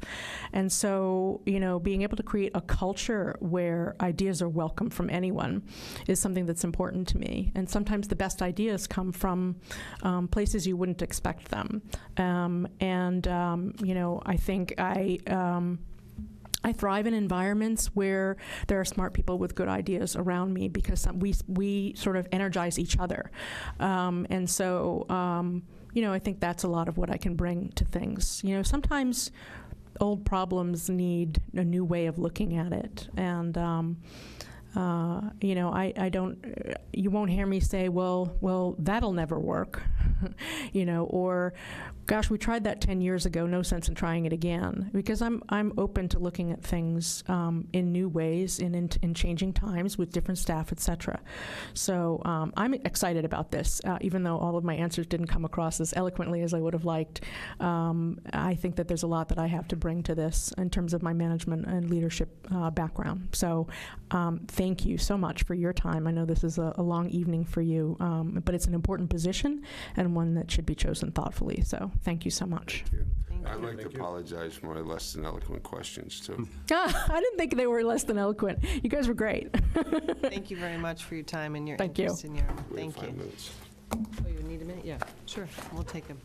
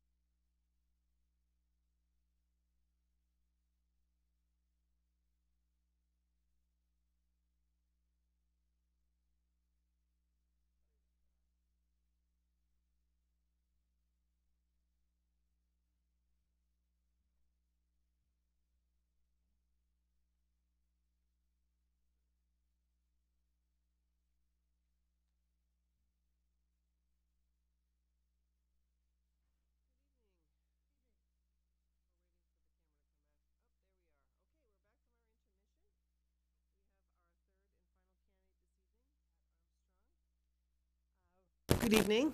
Good evening. Thank you for coming. Thank you for having me. Well, what we've done is allowed a few moments for introductions.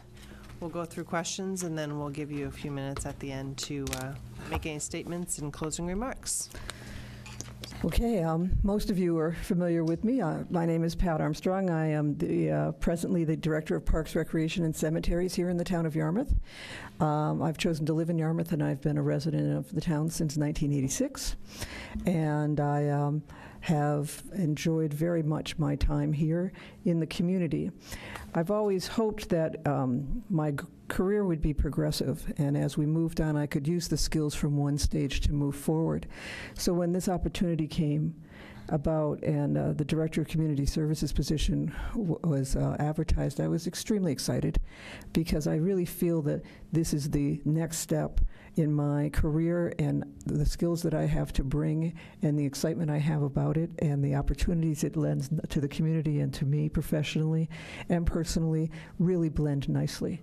I feel we're at an important point in time in our community, and this position does what it says. It offers services to our community, important services. Services maybe that aren't always in the front line, but services that measure people's quality of life. And I feel that it also communicates so much of what the town represents to its constituents and its visitors. And I'm excited about the opportunity to build on that thought and move forward. Thank you, Pat. We'll start with Mark. Okay, one question. Well, I had a tendency to monopolize the microphone the first time. Oh, okay. I thought you all get one question. This is going to be short. When you look back over your career and your service in the town, Pat, what do you think are perhaps two of your two accomplishments that you're most proudest of? You know, when I came to be the Director of Recreation in 1986, we had a whopping budget of $42,000, and that included my salary and capital. And my first office was at the second floor of the old Bass River Savings Bank, which is now the Cultural Center. And they gave me this great office with a river view, and then they put me downstairs next to the boiler when Town Hall was finally finished. But from that point in time, to take those 14 programs in that budget and grow this community's recreational provide opportunities for constituents as well as visitors to well over $1 million budget, and programs that service from preschool through seniors, to be able to walk down the street in the community and meet people who have not only been touched by our programs, but other programs in the town, and have them look to me as representing the town. And they say, you know, we went to the senior center and we played bocce, and we hear you had something to do with that grant. Thank you very much for that. And now, can you build us 4 other courts over here, because that's too far to drive for me, and can you put lights on them? So people come to me with those kinds of thoughts and ideas, and that's exciting. The work I did to build Flax Pond is pretty well known in this community. I don't have to tote a whole lot about that. I'll have to say that the only reason that it happened is because there were people sitting in your positions, some of you still and some new, that supported that process and thought that it was important and saw the opportunity for building community through that facility, and taking care of our kids and taking care of our seniors. I'm very proud of Flax and what it brings to our community, and I don't think it's truly been tapped completely yet. I think there's a lot more that could happen there. And also having the opportunity to, as I say, grow within my job here and serve on the a number of committees and special projects, as well as having the opportunity to work with parks and cemeteries, has been a tremendous growth, and I think we've done some great work in that area in the last 5 years. I'm very proud of that. Thank you. Mike? Pat, in the job description for this position, it states that one must have, quote, the ability to establish and maintain effective working relationships with employees, board/committee members, officials, and the public. Please comment on your qualifications to establish and maintain positive working relationships with these various groups, and what particular strategies you might employ in furtherance of achieving and developing these relationships. Relationships really are key in working in community services. Relationships with those we serve, relationships with those with expectations, relationships with those who are hired to oversee us. I pride myself in working on a team concept. I remember a couple years ago when we went down for Gestalt training, and there was a leadership training that Kathy Bailey from the Senior Center had put together, and a number of us went for the day. And it talked about leadership and communication and emotional quotient. And I was comfortable in that room and left that day feeling that there was a real communication and connection with people within community services. It's an important piece, not to duplicate services and to communicate and set priorities. I feel I'm a very good communicator. I feel I could always improve on my listening skills, but I'm cognizant of that and I work hard to improve on that. I feel that I build strong relationships and I'm comfortable in my own skin and am honest in my dealings with people so that I don't have to remember things down the road. And I think I also work hard to partner people in relationships that will be mutually beneficial. Someone comes to me and needs A, someone over here can provide service to get to A, and I like to match those two together and step aside and let them do that work. We've seen that in recreation, where many of the youth programs are now independently run by parent nonprofit groups. We don't need to run them. We needed to find the support for them to make it happen and the facilities for them to continue to do it in an affordable way. Thank you. You're welcome. Norm. Pat, this position combines a lot of different departments with different roles in the communities, in the community, and you know, golf and libraries have to be vastly different in their in their constituency, and for the most part. Natural resources, senior services, recreation. Talk a little bit about your philosophy in terms of generation of funding for these departments, the balance that you view, what your view is on the balance between grants, fees, taxpayer funding, and anything that you can think of for these departments. Well, they're funded in different ways, aren't they, already? We look at golf, and golf is really the big issue in the room at the moment for the town. We're looking at a potential of deficit going forward and how we're going to address that. And that, as an enterprise fund, is self-sufficient all the way down to paying insurance and time of the town administrator it spends with them. So golf needs to be run like a business. And as such, the town is at a point in time where I think we need to decide what we want to do. And is that the business we want to be in, and is that where we want to invest our funds? Because we've made a big commitment to it. 2.5 courses, larger than any other community.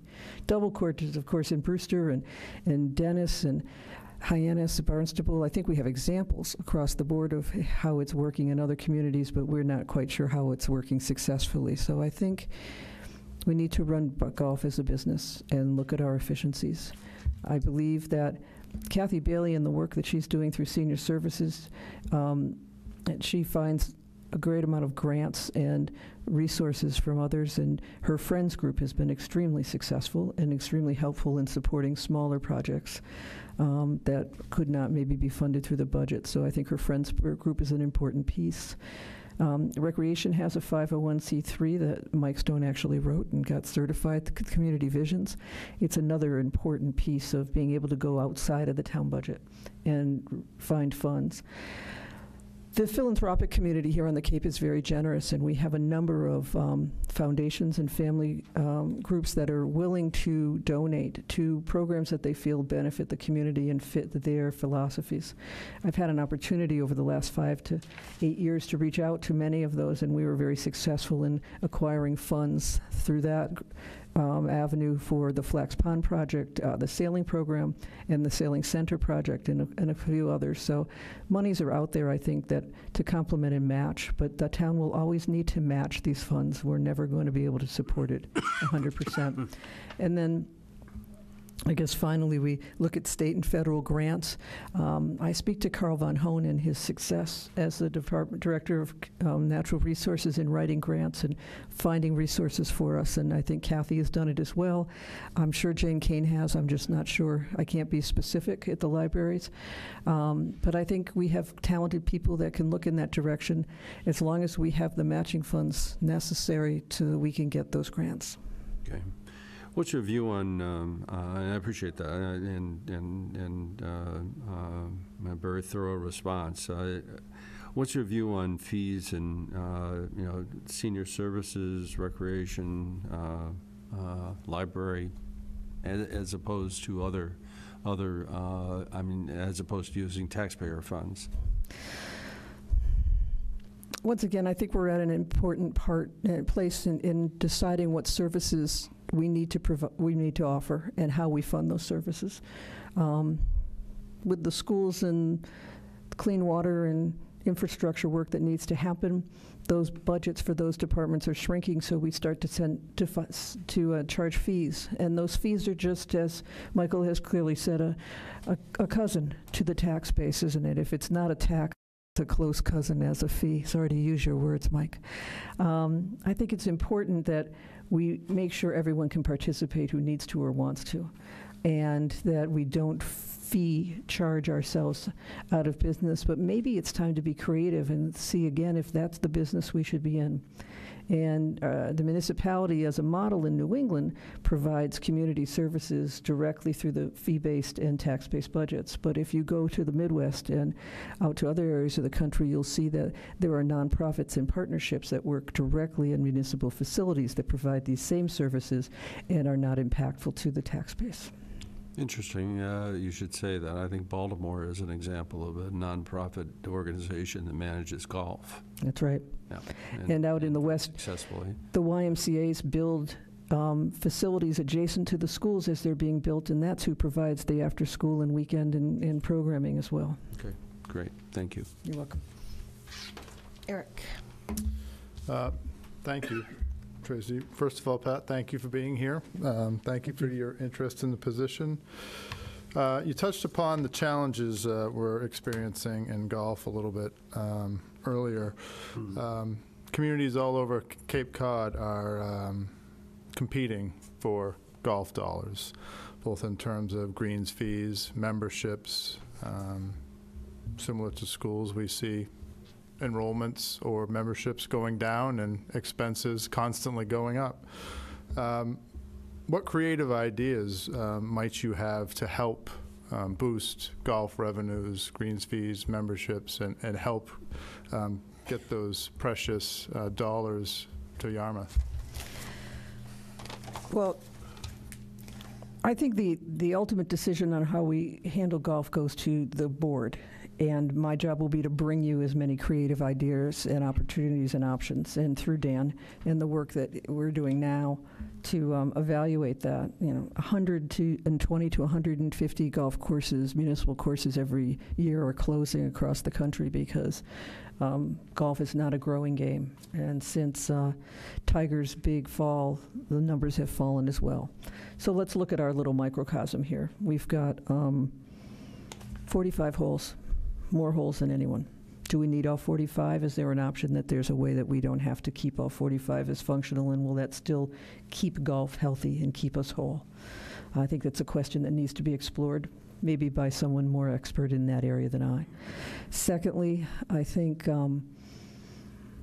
we need to look at our customer service and concierge level of service at the golf courses. I feel that the feedback I'm getting in the community is that our members and guests aren't feeling special. And if you're going to lay down $150 between a cart and a round and then go out and have some meals, then you need to feel special. You need to be greeted specially. You need to be called by name. And one idea I have is very simple, is that you put a name tag on your staff people, and when they greet someone, then they're going to see who they are, and they're not anonymous. And I did that with the lifeguards, and we put names on shirts, and we did that in other places, and it's been very successful. Thirdly, I think our restaurants are underutilized. I think there's an opportunity to grow the restaurants for non-players as well. And you've seen what has happened at Flax Pond, where we're doing significant rentals for birthday parties and weddings and other functions, and generating revenues in the $25,000 area, and that's just renting the room. If we own the bar and the food service, those revenues will grow exponentially. Now, it's not going to fill the delta, but it's going to be one of those small pieces, a lot of small pieces to make it happen. Fourth, if you went down to Brewster and you looked at the captain's courses, you'll see that there's some new greens that have been established at the captain's courses.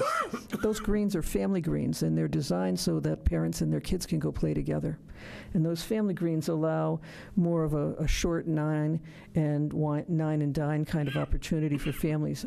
Many clubs are looking at that, and they've just got it ahead of us down in Brewster, but I think it's something to explore, and I think it's feasible based on the work that we've done. You know, you have to commend yourself first that you admitted and you committed to the $2 million changes to happen at Bayberry. That $2 million investment you haven't seen the benefit of yet. It's not done. And so we've got a year or 2 years to play that out and see if it's been worth it. So you don't know yet if you haven't made some good choices. Excellent, thank you. Pat, tell me, I know your commitment to our community already, but tell me what about this particular job excites you, and alternatively, tell me what you think the biggest challenge will be and how you would address it. Well, I like change, and I'm pretty comfortable in growth and change. And I hope that my relationships that I build to get to that point will strengthen my ability to be successful as a change. So I see that community services is going to need a strong advocate that has the experience and sophistication to advocate for them so that they don't get lost in a lot of the changes that are occurring. They need to make sure that the libraries get funded, because those libraries are important to a big segment of our community, young and old. And we need to make sure that someone's there advocating for that in the big picture. And the directors need to know that the work that they're doing in all of those separate departments is appreciated and recognized, and I want to be that champion for those department heads who are working very hard and committing themselves to those divisions to do that work. I'm excited to be able to march in the parade and talk to people about work we're doing. I'm excited to eat in the restaurants in Yarmouth. I don't hide in Dennis and Chatham when I go out at night. I still am here in town, and I'm okay with that. You know, occasionally my friends and family don't appreciate that they have their salad and I haven't sat at a chair yet, but I can relate to that. I'm working on that. So I grew up in Westfield. Dan knows Westfield. Mike knows Westfield. It was a small town. It was a farming town. It grew with the insurance industry in Hartford, but it was very much like this town. And when I moved to Yarmouth, I felt a connection to Yarmouth, being very much like Westfield. My mom was a teacher there. My dad worked for the city. And that's what excites me. This is very comfortable for me. It feels like home, and it has been home since 1986. And the last part of your question was the challenge? Yeah, what do you see the biggest challenge of this position, and how would you overcome it? I think I'm not known for my patience. When I get my teeth into something, I really want to get it done, because there's 6 more things in the queue to be done. And this position hasn't been active for a number of years. So that leadership in support of very talented department heads hasn't been there for a bit. And I think it's going to be important that we get some things done to stabilize those divisions and be truly what we're called, community service, in service to the community. and making and expanding without growing fees and expenses those services and truly talking to our community. Are we doing surveys? Do we know what our community wants, or do we assume we know what our community wants? How many surveys have we done, and how have we reached out to people, and how have we communicated with them, and how have we communicated back around to them once we got that information? I think that's going to be the challenge, is communicating with our community and finding out why they're staying, why they're leaving, what they want, how they communicate. That's really the new challenge. Do you see in this, we've always kind of had them separate, but as somebody who's going to oversee them, do you see any bringing together? Oh, yeah. I think the age of silos is gone. I don't believe that managing recreation separately from senior services, separately from any of the others, is really a good functioning model any longer. I think sharing of staff for efficiencies, I think sharing of staff for ideas, and shared resources, I think all of that is necessary. And I would hope that by the time I have reached my first set of benchmarks, that it won't be the rec department, it'll be community services rec division, and community services will have an identity as being a service, and that's who people will reflect on and recognize. Mark?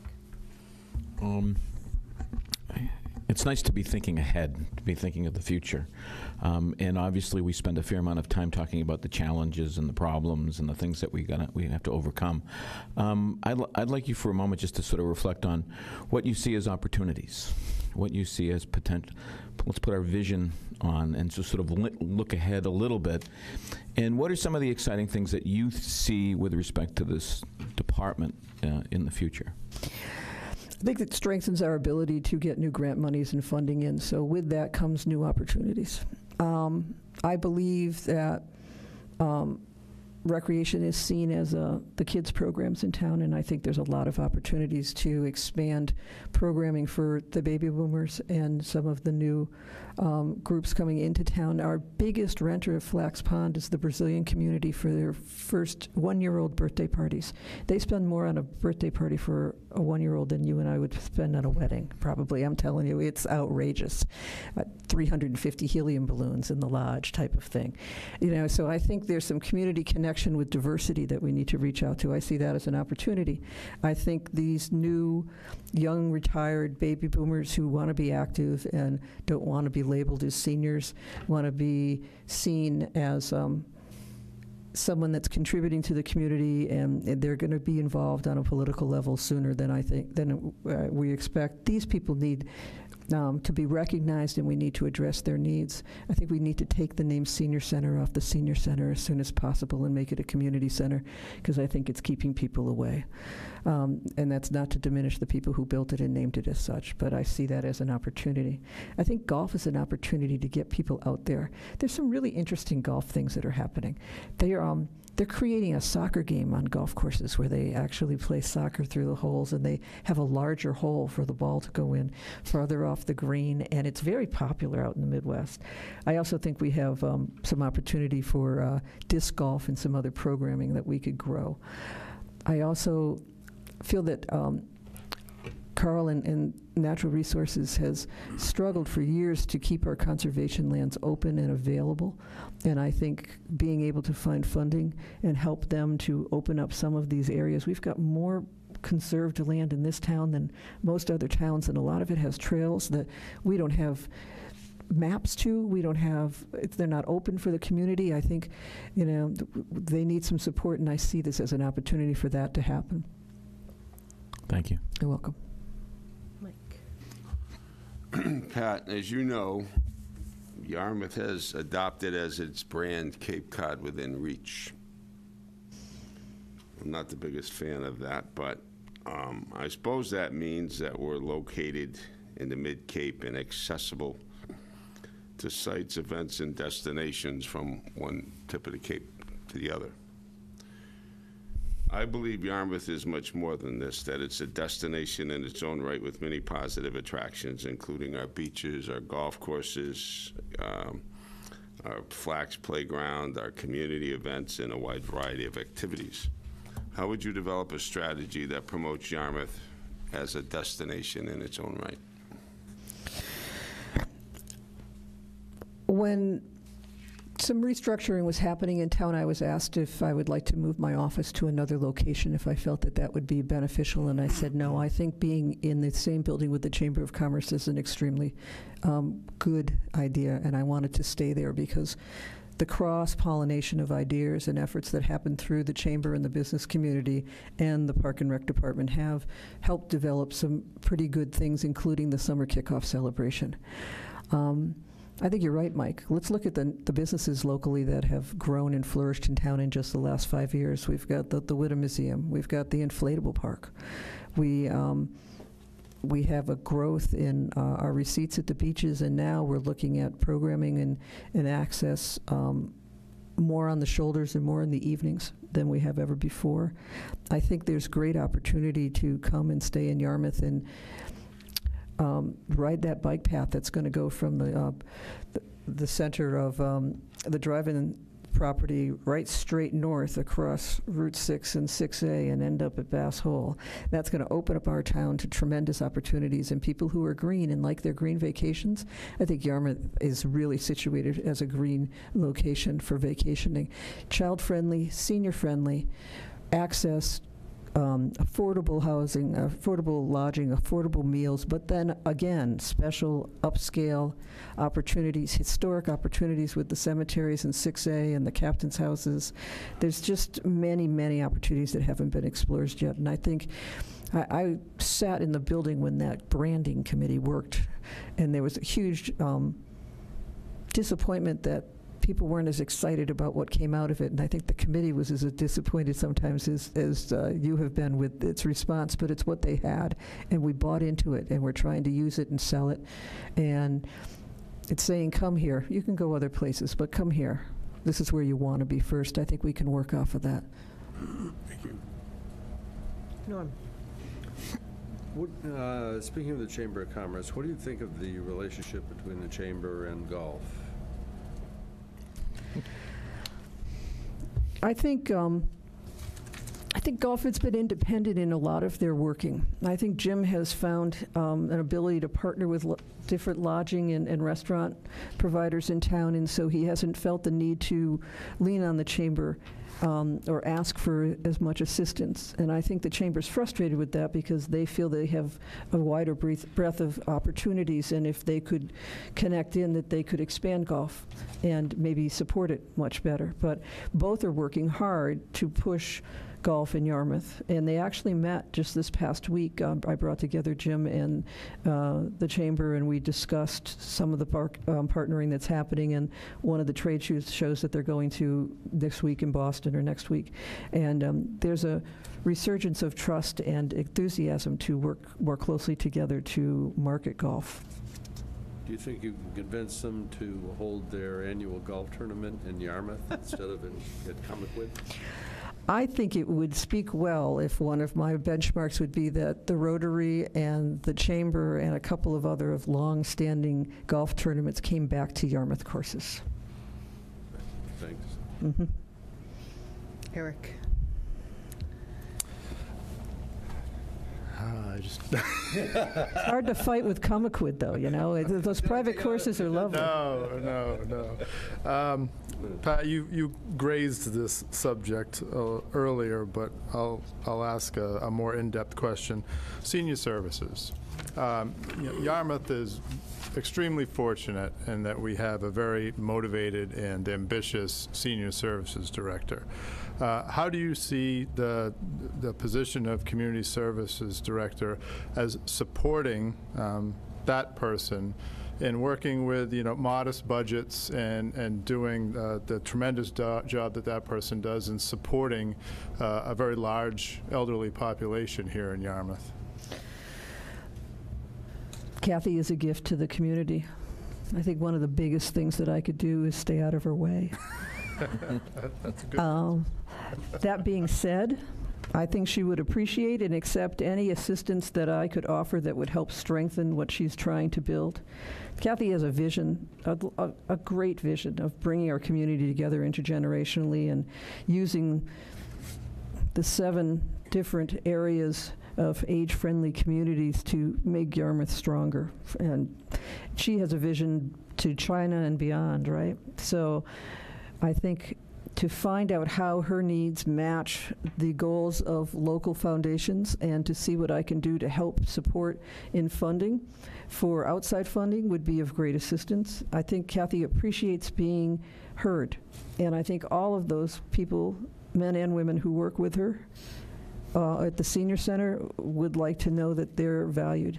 And so the most important thing I can do is show up and be their champion and help the best I can and stay out of the way. Good, thank you. Can you give me an example of a professional failure, why you think it happened, and how you overcame it? Well, you know all my Yarmouth ones, so I don't think I have to go there. I work in the town. So let me take one from another time. I did leave the employ of the town for 5 years to explore other opportunities, and during that time, I decided to venture out and open up a cafe. I opened up a restaurant in Patriot Square called Pat's Cafe. It was a internet cafe just when the internet was starting, and I was computers on the counter, and people could come in for free Wi-Fi and have a latte, and I was Starbucks Light kind of thing. And I opened it thinking next to the movie theater was going to be my great opportunity, because everyone goes to the movies and wants a coffee and a dessert afterwards. And after 22 months, I handed the keys back over to Charlie Chamberlain, because it was in Patriot Square, and I walked away and I filed bankruptcy because I had taken all my savings and then put credit cards into it to try to keep it going, because it was just me. It wasn't a family restaurant, it was just me with some people who worked hard and some other people that skimmed well. So I learned what it means to make a paycheck. I remember Jack Braggerton Smith used to tell me that it was one of those eating from the municipal trough. That was one of his favorite statements. You don't know what it is to work because you've never worked for yourself. You've always had a town job. I didn't always have a town job. I almost lost my house. I lost my car. I went bankrupt, and I started all over again. And luckily, the town hired me back not soon after that happened. So what did I take away from that? Don't ever use your credit cards to pay debt. Don't ever think you can do it alone. Remember that it doesn't matter what kind of car you drive or how nicely you dress, because you don't know what's going on in people's lives. And when someone comes to me and says, I need to send my child to camp and I can't afford it, I'm not to judge if they drove up in a Volvo. I'm to offer them an opportunity. And at times that we've done that, more than not, those people have come back with huge donations towards our scholarship program when they got back on their feet to say thank you. And that's how they said thank you. They made sure that money was there for the next family. I know it's hard to live down here, and I'm very blessed to have a job where I have great benefits and a wonderful salary and the great support of a community. But for many families, they struggle every day. And I felt that struggle for a while. My $50 Christmas from Job Lot was a very creative time.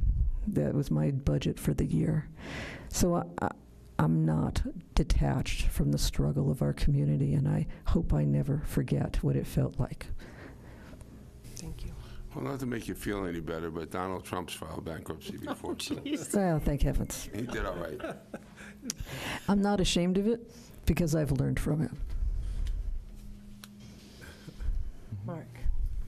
I don't have any more questions, thank you. Mike. You mentioned before, and I believe your response was geared toward recreation, that you didn't want to exclude people from programs because they weren't able to afford it.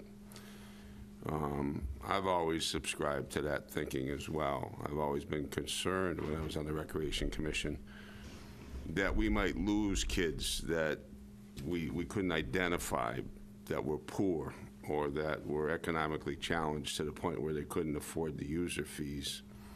It was always a concern of mine. It still is to this day.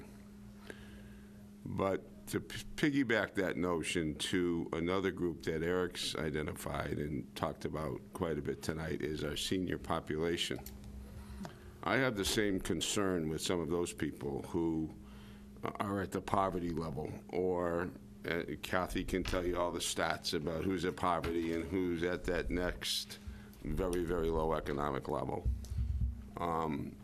What ideas do you have to ensure that those people will be able to participate in the senior programs? Because I think as much as kids, and perhaps even more so, people as they get older and those who aren't around their families need a place to connect. They need a place to belong. They need a place to go in terms of their daily life to sustain themselves. Could you tell me what your ideas would be with regard to those people? As we move forward, we're going to be building more affordable housing, and seniors are going to be a part of that. There's a workforce housing piece that needs to be addressed, and you're all aware of that. But you know that senior housing is going to be an important part of expansion as we go forward. I think within those facilities, we need to have community activity areas, and then I think we need to staff those community activity areas with the people from our senior service area. We need to not just have it there so people can go have a cup of coffee and play checkers. Still, the same programming that's happening at Forest Road needs to be brought out to satellite sites. And because these transportation's really our biggest issue, frailty and transportation. So if people can't get to the senior center, they can't get to the grocery store, they can't get anywhere because they don't have transportation, then we need to bring some of these things to them. So I think that's one piece we need to get back into our little, either improve our transportation, which I don't see an investment coming, or get our people into those neighborhoods to address that need when we start developing those senior housing projects. Also, I don't think there's a lot of charging happening now for programs for seniors. I don't think Kathy's making a huge amount of money, $30,000 probably in fees a year. So we're looking at compared to $611 at recreation, very different model. But I think down south and out west, they've got a good program with this Silver Sneakers program where your insurance covers a lot of your activity fees, and it gets you out and socializing. And I think if we want to really service our seniors, we need to politically get to the decision makers to make that kind of opportunity available here in Yarmouth so that it's already covered, it's part of Medicare, it's part of your Part B or whatever, and then we work on figuring how to get Uber to them even if they don't have a smartphone. So, because we're not going to buy a fleet of buses to bring them here, there, and everywhere. So how do we transport them to a center? How do we make that center convenient? And how do we pay for that and give them those programs? And I think that's part of the thinking I would start working on. Now, from there, we might morph into, again, bringing in a nonprofit that would run those programs and receives huge chunks of federal funding to do it because it's the model not for Cape Cod, but for New England or for all across the country. But that's where we can start and have a little control. Thank you. Norm? That just stimulated a thought. I had Uh-oh. a senior talked to me the other day about a variety of things, but one of the things the person said was, I'm running out of money. And, there are seniors that are running out of money and still need to be part of the community, need to be actively involved. They're willing to do something. And we have a program that involves seniors working to reduce their property taxes. And if we can get a program that would be seniors serving seniors that helps them with their property taxes and at the same time delivers some services that other seniors might enjoy, I think it'd be a great win for everybody. But that's another subject. So, but I really don't have any other questions. You've been very thorough and I think very thoughtful in your responses. Thank you. Eric? I don't have anything else. Thank you very much. Thank you. Mark, did you have any other questions? No, I'm fine. Thank you. Okay, so I'll give you a few moments to tell us what you feel we haven't had the opportunity to ask and give us a closing remark or two.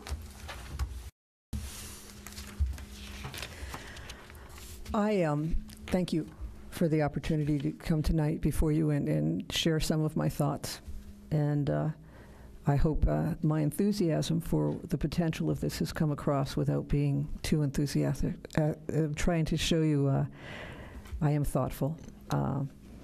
People sometimes get pigeonholed into a certain role, and being the recreation director for many, many years might make you think that that's really where I belong, or others think that that's really where my skill set is, but I think my skill set has grown significantly since then.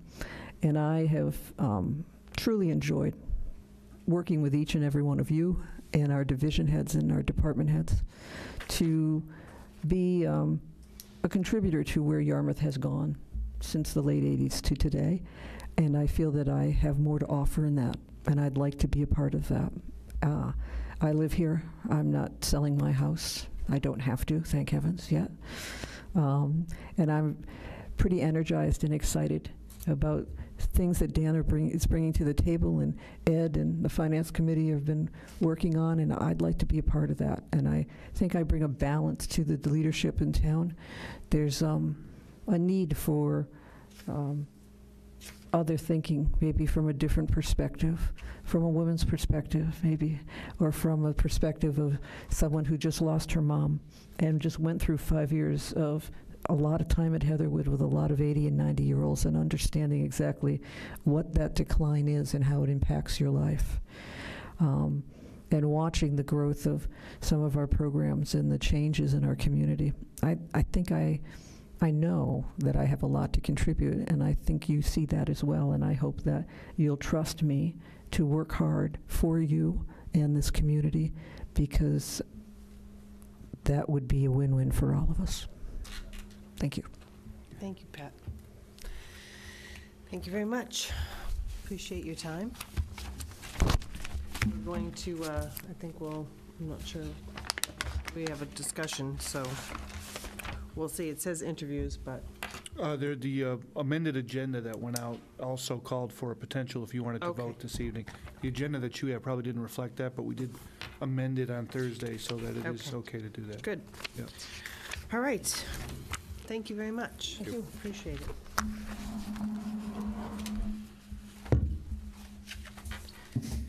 Okay, so how does the board feel? Do we want to have a discussion and a vote this evening, or does anybody want to start the discussion? I'm comfortable I'm fine having a vote. moving ahead. Okay. Well, clearly, we were very fortunate with the process that you took, Dan, in putting together three really what I would consider great candidates. All of them have, they're different, which I think is good. So I don't know how we want to start. Eric, do you want to? I think, we're very fortunate in that we had three great candidates. I guess we have to start someplace. So I will start by making the motion that we appoint Pat Armstrong to the position of Director of Community Services.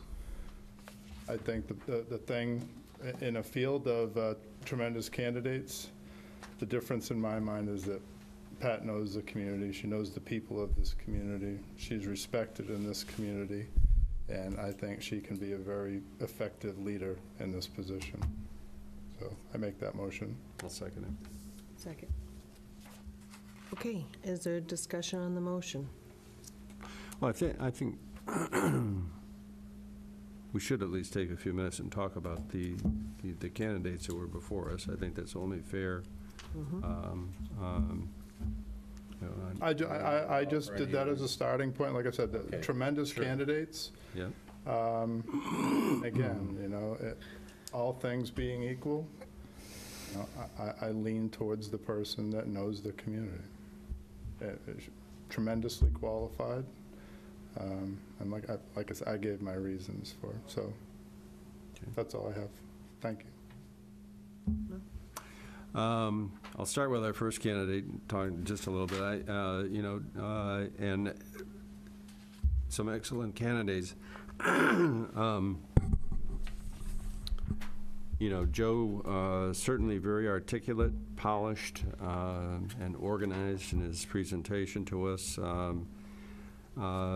Very marketing oriented, had that strength in his background, and good focus on use of websites and communicating through those, and you know, I thought those were strengths.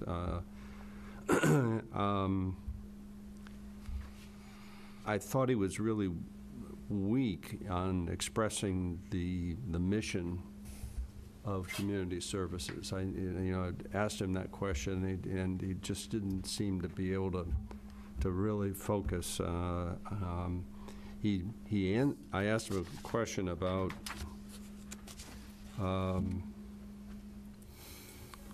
the different departments, and he said there were two enterprise funds, the golf fund and recreation. He thought was an enterprise fund, which is wrong. I just didn't think his answers in that area were to the point. With regard to funding and that sort of thing, I think because of his lack of public experience, he really didn't have a well-developed concept of fees and grants and things of that nature. And the last thing is, although marketing was a strength, I thought it was also a weakness. He seemed to answer every question with a marketing focus, as if that was the solution to everything needed. So,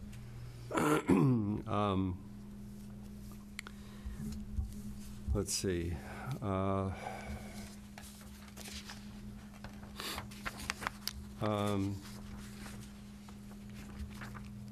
Lisa, I've got to find my notes.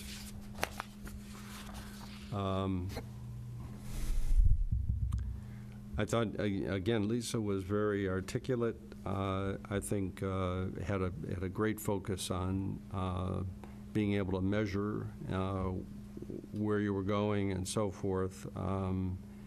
And I thought those were certainly strengths. I was really puzzled by her getting sidetracked a couple of times to the point that she lost her focus on what the questions were. I wasn't sure if that was being nervous or was something else, but it's not knowing, not being able to get to the bottom of that. I think I'm troubled by that, and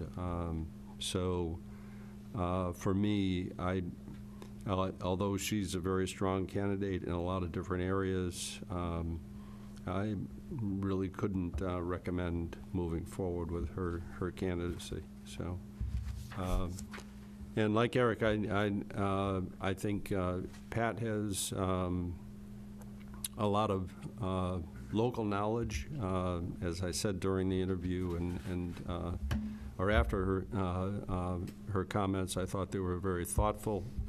She's demonstrated through her experience in the past what she's done already in the department that she's the head of, that she's very creative fundraiser and very creative in the programs that she's developed. And I think she's an excellent candidate and the best candidate for the job, in my view. Thank you, Norm. Mark? Well, I certainly enjoyed hearing from all three. The first two candidates certainly made some very interesting observations and very interesting comments, and they have some unique life experiences that I think could certainly make them valuable in municipal government. But when you really look at this job, the description, the challenges that this particular department head faces, you really have to look for, I think, someone who's a bit exceptional, someone who has a lot to offer and who is familiar with the town. The job description suggests strongly that the person have recreational programming experience. That's strongly preferred. I think having a lot of municipal experience is incredibly important. It's easy. Sometimes from a distance, it might look that municipal experience can be something that's easy to grasp, but having worked myself in municipal government for many years, it can be challenging not having that kind of experience. This is probably one of the toughest assignments facing a department head in this community. If you look at each of these departments and the things that they're trying to do and the challenges that are in front of them, what's critical is to have someone in this position that provides that kind of leadership that's needed, particularly in an environment where resources are scarce. None of these departments are going to, or these divisions are going to be able to grow at all in terms of staff or have significant expansion in resources other than what they might be able to bring in through grants and other areas. And I do see a lot of potential for that. But I think with the right leadership again, I think there's an opportunity here to see some improvements, some changes, and the opportunity, as well as pursuing some opportunities. So I too strongly support Pat Armstrong for this position, and I think she'll do a great job. Mike? I thought that it was really between Pat and Joe being the two more qualified candidates. I didn't think Lisa's experience was quite on par with what's required to do this job. And I agree with Norm's comments, too, about the ability to stay focused and answer the question. I thought she did very, very well with golf and how she would approach that issue. I thought she had an outstanding remarks on that. But other than that, I didn't see anything in her background that really met the bill here. I thought she, if you ranked them, she would be below the other two. I think either Pat or Joe could do a good job. I think Pat obviously has an advantage in that she's an insider and knows the town and therefore could answer questions better than Joe could because he had more of his experience in the private sector. But I think he could make the jump, and I think he could do a fine job as well. So either of those candidates would be acceptable to me. I think he's shown the ability to raise, performance standards and investments within the banking industry. I think his private sector experience is easily translatable to this job. He obviously doesn't know all the ins and outs, only because he hasn't been here for the past 20 years or so, to the extent that Pat has. But I thought he had good, strong, translatable skills, and like I said, either candidate, either of those two, I think, could do a good job. Thank you. Again, we're very fortunate to have three wonderful candidates. I could see all three of them joining our organization at some level, and probably being able to help us go forward in their respective strengths. But looking at the position that we have now, and as Mark said, it's aggressive, and we really have issues that we need to hit the ground running. And to me, when you look at the complexity of the municipal government, I do think it's I don't think it's something you can't transfer in, but I just don't see this as a transfer at this level. I think that, at a lower level and grow up. And to that point, I think that we should be grateful that we have a candidate from within that wants to further their career. And I think that we should try to support that if they're the most qualified candidate. In this case, I believe that she is. So with that, I think, again, all three of them, I think, would do a good job for our organization, one level or another. But to jump in at this level, I feel most confident with Pat at this point with the challenges that we have and being able to to spend the time really working on the specific goals. And, you know, I think that there would be so much of a learning curve for somebody coming in at this level that it would be difficult to be able to reach those challenges in a quick time. In another time, maybe not, you know, but we have challenges, especially this year, that need to be addressed now, and we don't have time for that. So we need to have somebody hit the ground running, so. With that, does anybody else have any other comments? All those in favor of Eric's motion to appoint Pat Armstrong as the Director of Community Services? All those in favor? Aye. Aye. Any opposed? Passes unanimously. Thank you, Pat. You've got your work cut out for you. Thank you very much. But there's no doubt you'll do a great job. We look forward to it. Thank you. Thank you, Dan. You're welcome. For your work, and to Chris and putting all of this together. Thanks. We didn't even ask how many candidates. 23 total responded, and I will It's in the say memo. that we put a very broad interview team together for round one and for round two, and it was an excellent process that, as you saw tonight, yielded 3 excellent candidates. Yeah, it did. Thank you very much. Motion to adjourn? Is there a second? Second. Any discussion? All those in favor? Aye. Aye. Opposed? Have a great night. We'll see you all.